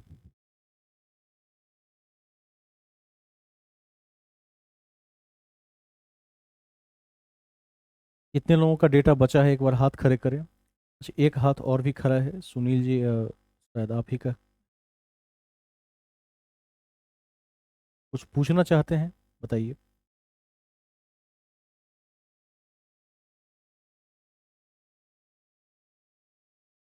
हाँ हाँ, सारे क्लासेस हैं उस पर, A to Z हैं, और सारा अपलोडेड है। अभी आपको इसलिए नहीं दिखेगा कि वो आपसे एडमिशन के लिए कह रहा होगा। तो जैसे ही वो 2 वे आ जाता है उस पर, तो आप सभी के मोबाइल नंबर्स को एडमिन पोर्टल से उसमें जोड़ देते हैं, और उसके बाद फिर क्या होगा, तो सारी क्लासें A to Z आपको वहाँ दिख जाएंगी। एप्लीकेशन का बड़ा ही फायदा है। हाँ, बताइए, दोबारा बताइए एक बार। कोई बात नहीं, वो सारी क्लासें मिल जाएंगी, उस पर A to Z अपलोडेड है।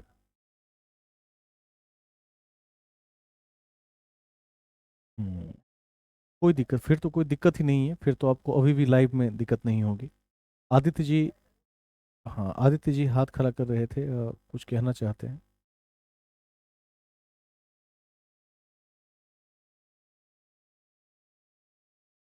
अच्छा हाँ, डेटा जो ग्रामीण क्षेत्र 5G में नहीं, 5G में जो है उनका तो ख़त्म ही नहीं होता है, अनलिमिटेड है। लेकिन जो ग्रामीण क्षेत्र से हैं और 4G डेटा में है, उनका डेटा बचा है, तभी मैं क्लास को अभी आगे बढ़ाऊंगा, जो कि अभी लंबी क्लास लेंगे। ये तथ्य बचे हुए हैं इसमें। चलिए 10 मिनट और कार्य करते हैं, देखेंगे यदि डेटा जाने लगेगा तो फिर क्लास को रोक दिया जाएगा। अ, हमने घटनाओं को लिख लिया है, प्रतीक को भी लिख लिया है। अब लिखिए नेक्स्ट पॉइंट, देखिए, बौद्ध धर्म के अष्टांगिक मार्ग, बौद्ध धर्म के अष्टांगिक मार्ग, अष्टांगिक मार्ग, भगवान बुद्ध ने 8 मार्गों की बात की है, उसको हम लिख लेंगे। पहला लिखिए सम्यक दृष्टि, सम्यक दृष्टि,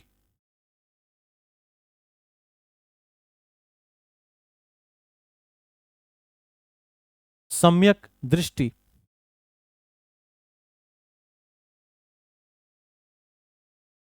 दूसरा सम्यक संकल्प, सम्यक संकल्प।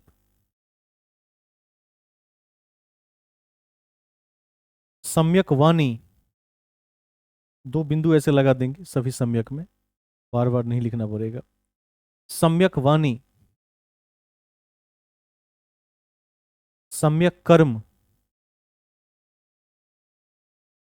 सम्यक कर्म,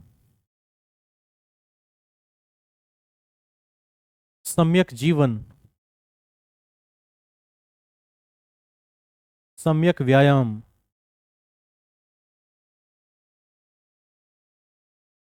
सम्यक जीवन, सम्यक व्यायाम, सम्यक व्यायाम, सम्यक स्मृति और सम्यक समाधि।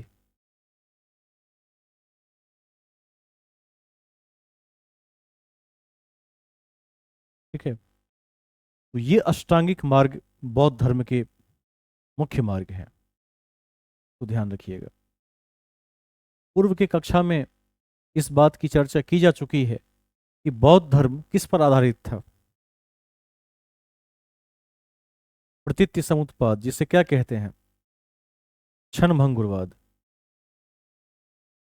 क्षणभंगुरवाद भी कहते हैं। ठीक है, क्या ये लिखवा दिया जाए या आप याद रख लेंगे, आप लोग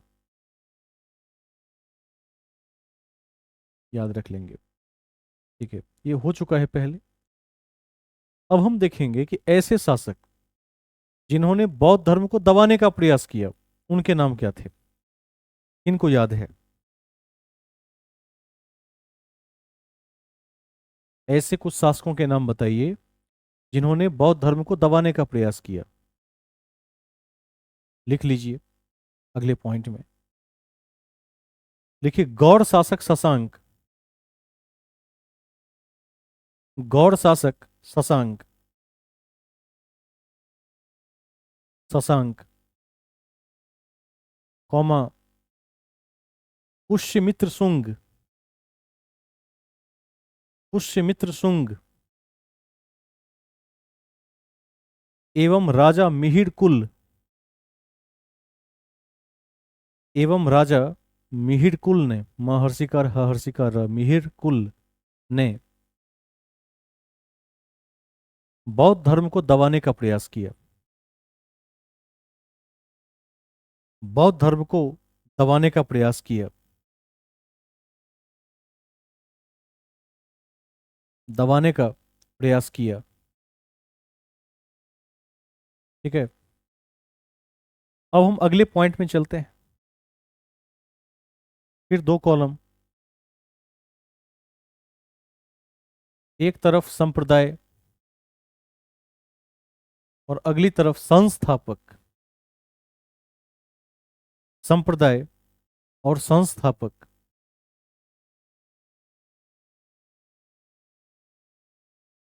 हटवा दिया था। ठीक है,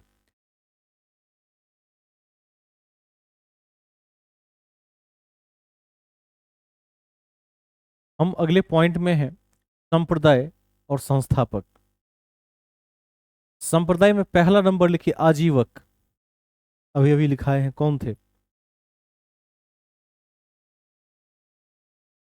मखलिपुत्र गोसाल, हमने अभी 2 बार चर्चा की है इसकी आज की कक्षा में। मखलिपुत्र गोसाल,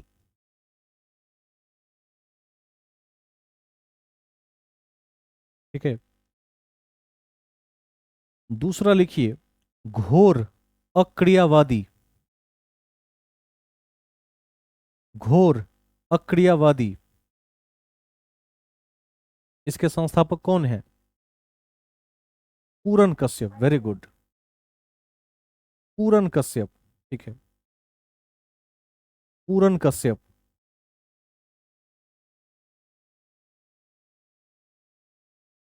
तीसरा लिखिए,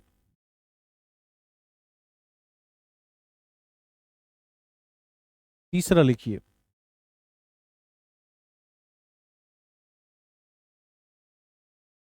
यदृच्छावाद। यदृच्छावाद,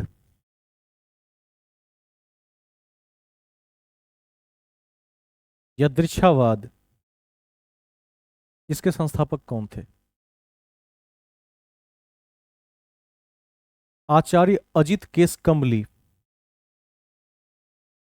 आचार्य अजित केसकम्बली।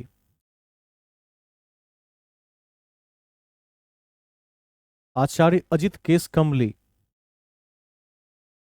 ठीक है। इनका नाम केसकम्बली क्यों है? तो बता दूं कि एक ऐसे दार्शनिक थे जिन्होंने बड़ी कठिन साधना की थी गर्मी के समय में, ठीक है। केस कम्बली का मतलब ये है कि कंबल ओढ़कर रहते थे, और योग था यह एक, ध्यान दीजिएगा इस पर। शरीर को तप में लीन कर लेना, इसीलिए नाम पड़ा केस कम्बली, तो ध्यान रखेंगे। चौथा, भौतिकवादी। भौतिकवादी कौन थे?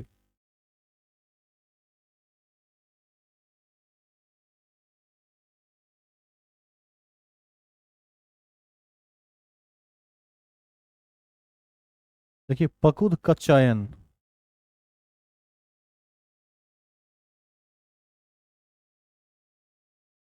कच्चायन,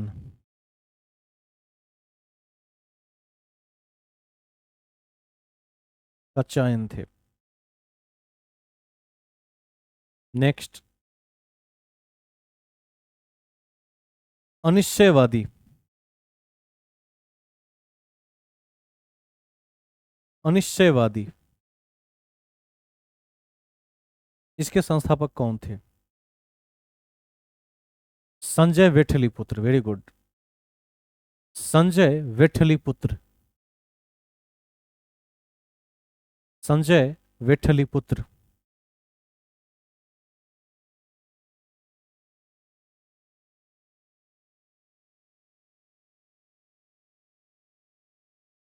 इसमें अब हम अगले पॉइंट की तरफ चलेंगे। मेगास्थनीज की चर्चा मैं बहुत पहले कर चुका हूं।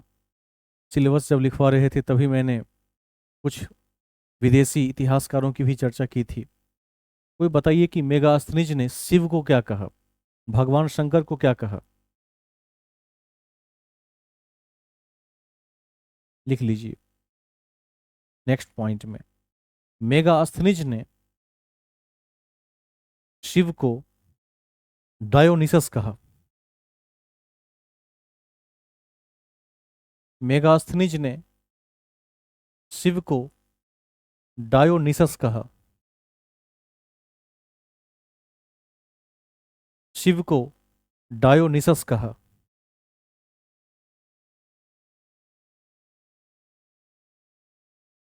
डायोनिसस कहा, ठीक है। तो अगला प्रश्न है आप लोगों से कि सबसे प्राचीन शैव संप्रदाय कौन सा है? कौन बताएंगे? सबसे प्राचीन शैव संप्रदाय कौन सा है? पाशुपत। संस्थापक हैं लकुलिश, संप्रदाय पूछा है मैंने। पाशुपत। देखिए पाशुपत, पाशुपत सबसे प्राचीन शैव संप्रदाय है। सबसे प्राचीन शैव संप्रदाय है।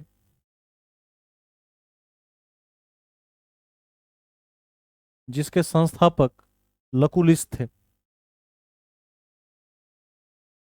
जिसके संस्थापक लकुलिस थे।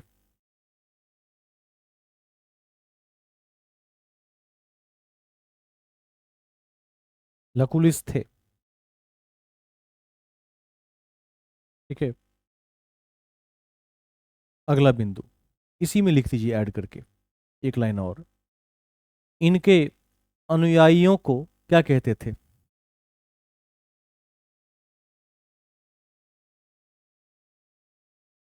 पंचार्थिक।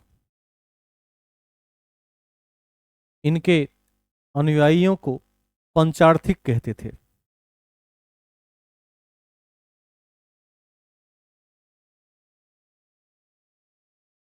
ठीक है। पंचार्थिक कहते थे। कई संप्रदाय हैं साहेब में, जैसे सबसे प्राचीन तो पाशुपत है, उसके बाद है कापालिक। कापालिक संप्रदाय के इष्ट देव हैं भैरव देव, इसको भी लिख लीजिए। संस्थापक पहले वाले का ध्यान रख लीजिए, बाकी का इष्ट वगैरह लिख लीजिए, जहां और आवश्यकता होगी वहां और लिख लेंगे। देखिए नेक्स्ट पॉइंट में, कापालिक संप्रदाय के इष्ट देव भैरव थे। कापालिक संप्रदाय के इष्ट देव भैरव थे। भैरव थे।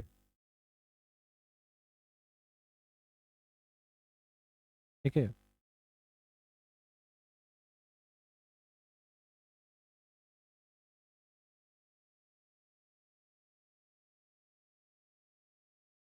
नेक्स्ट लिखिए लिंगायत अथवा वीर शैव।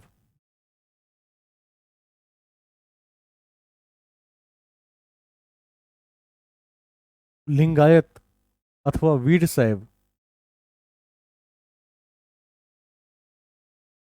की स्थापना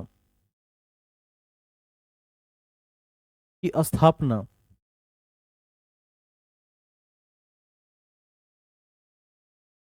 अल्लभ प्रभु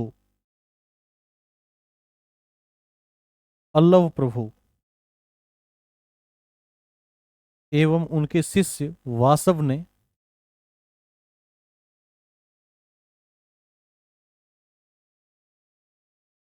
वासव ने 12वीं सदी में की थी। अल्लभ प्रभु एवं उनके शिष्य वासव ने 12वीं सदी में की थी। 12वीं सदी में की थी। ठीक है। एक लास्ट लिख लीजिए इसमें, नाथ संप्रदाय।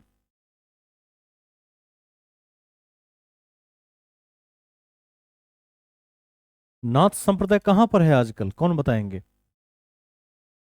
अभी इस संप्रदाय के एक बहुत प्रसिद्ध हस्ती राजनीति में भी हैं, नाथ संप्रदाय के। गोरख गोरखपुर में है, और उस हस्ती का नाम भी आप जानते हैं। ठीक है। तो लिख लीजिए। लिखिए चौथा, या हाँ चौथा ही होगा। लिखिए नाथ संप्रदाय। नाथ संप्रदाय, तीर का चिन्ह मत्स्येंद्र नाथ, ब्रैकेट में गोरखपुर। मत्स्येंद्र नाथ, ब्रैकेट में गोरखपुर। ठीक है।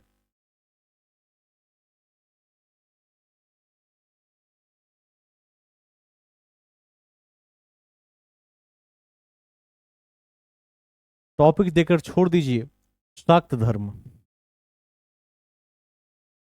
शाक्त धर्म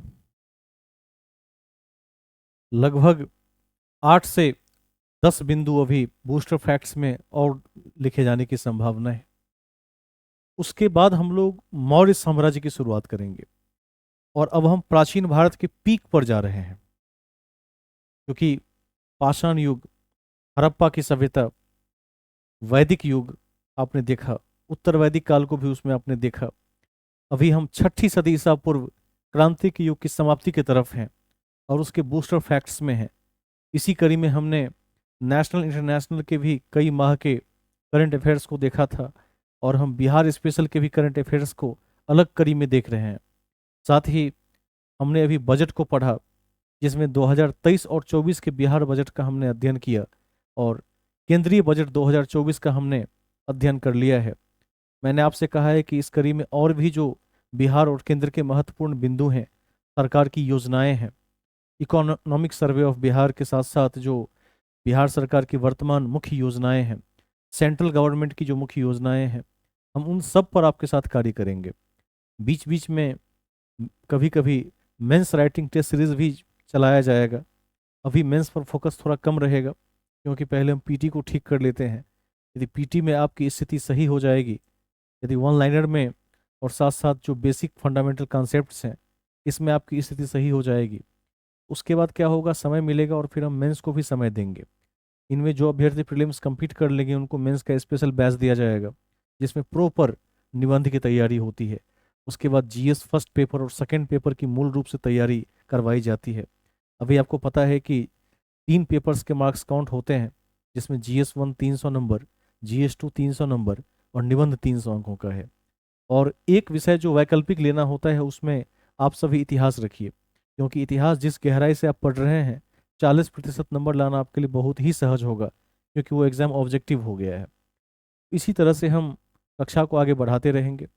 कल की कक्षा में हम बूस्टर फैक्ट्स को समाप्त करते हुए मौर्य साम्राज्य की शुरुआत करेंगे, और कल से कक्षा के लास्ट में जैसे हम 10 12 या 15 करंट अफेयर्स के बिंदुओं को लिखते थे, तो हम देखेंगे कि हम जिस पॉइंट पर हमने लास्ट में छोड़ा था, वहीं से हम करंट की कक्षा को कल से फिर आगे बढ़ाएंगे।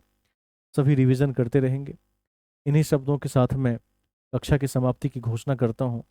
आप सभी को शुभ रात्रि। आप ग्रुप छोड़ सकते हैं, मीटिंग से बाहर हो सकते हैं। शुभ रात्रि। Good night all of you.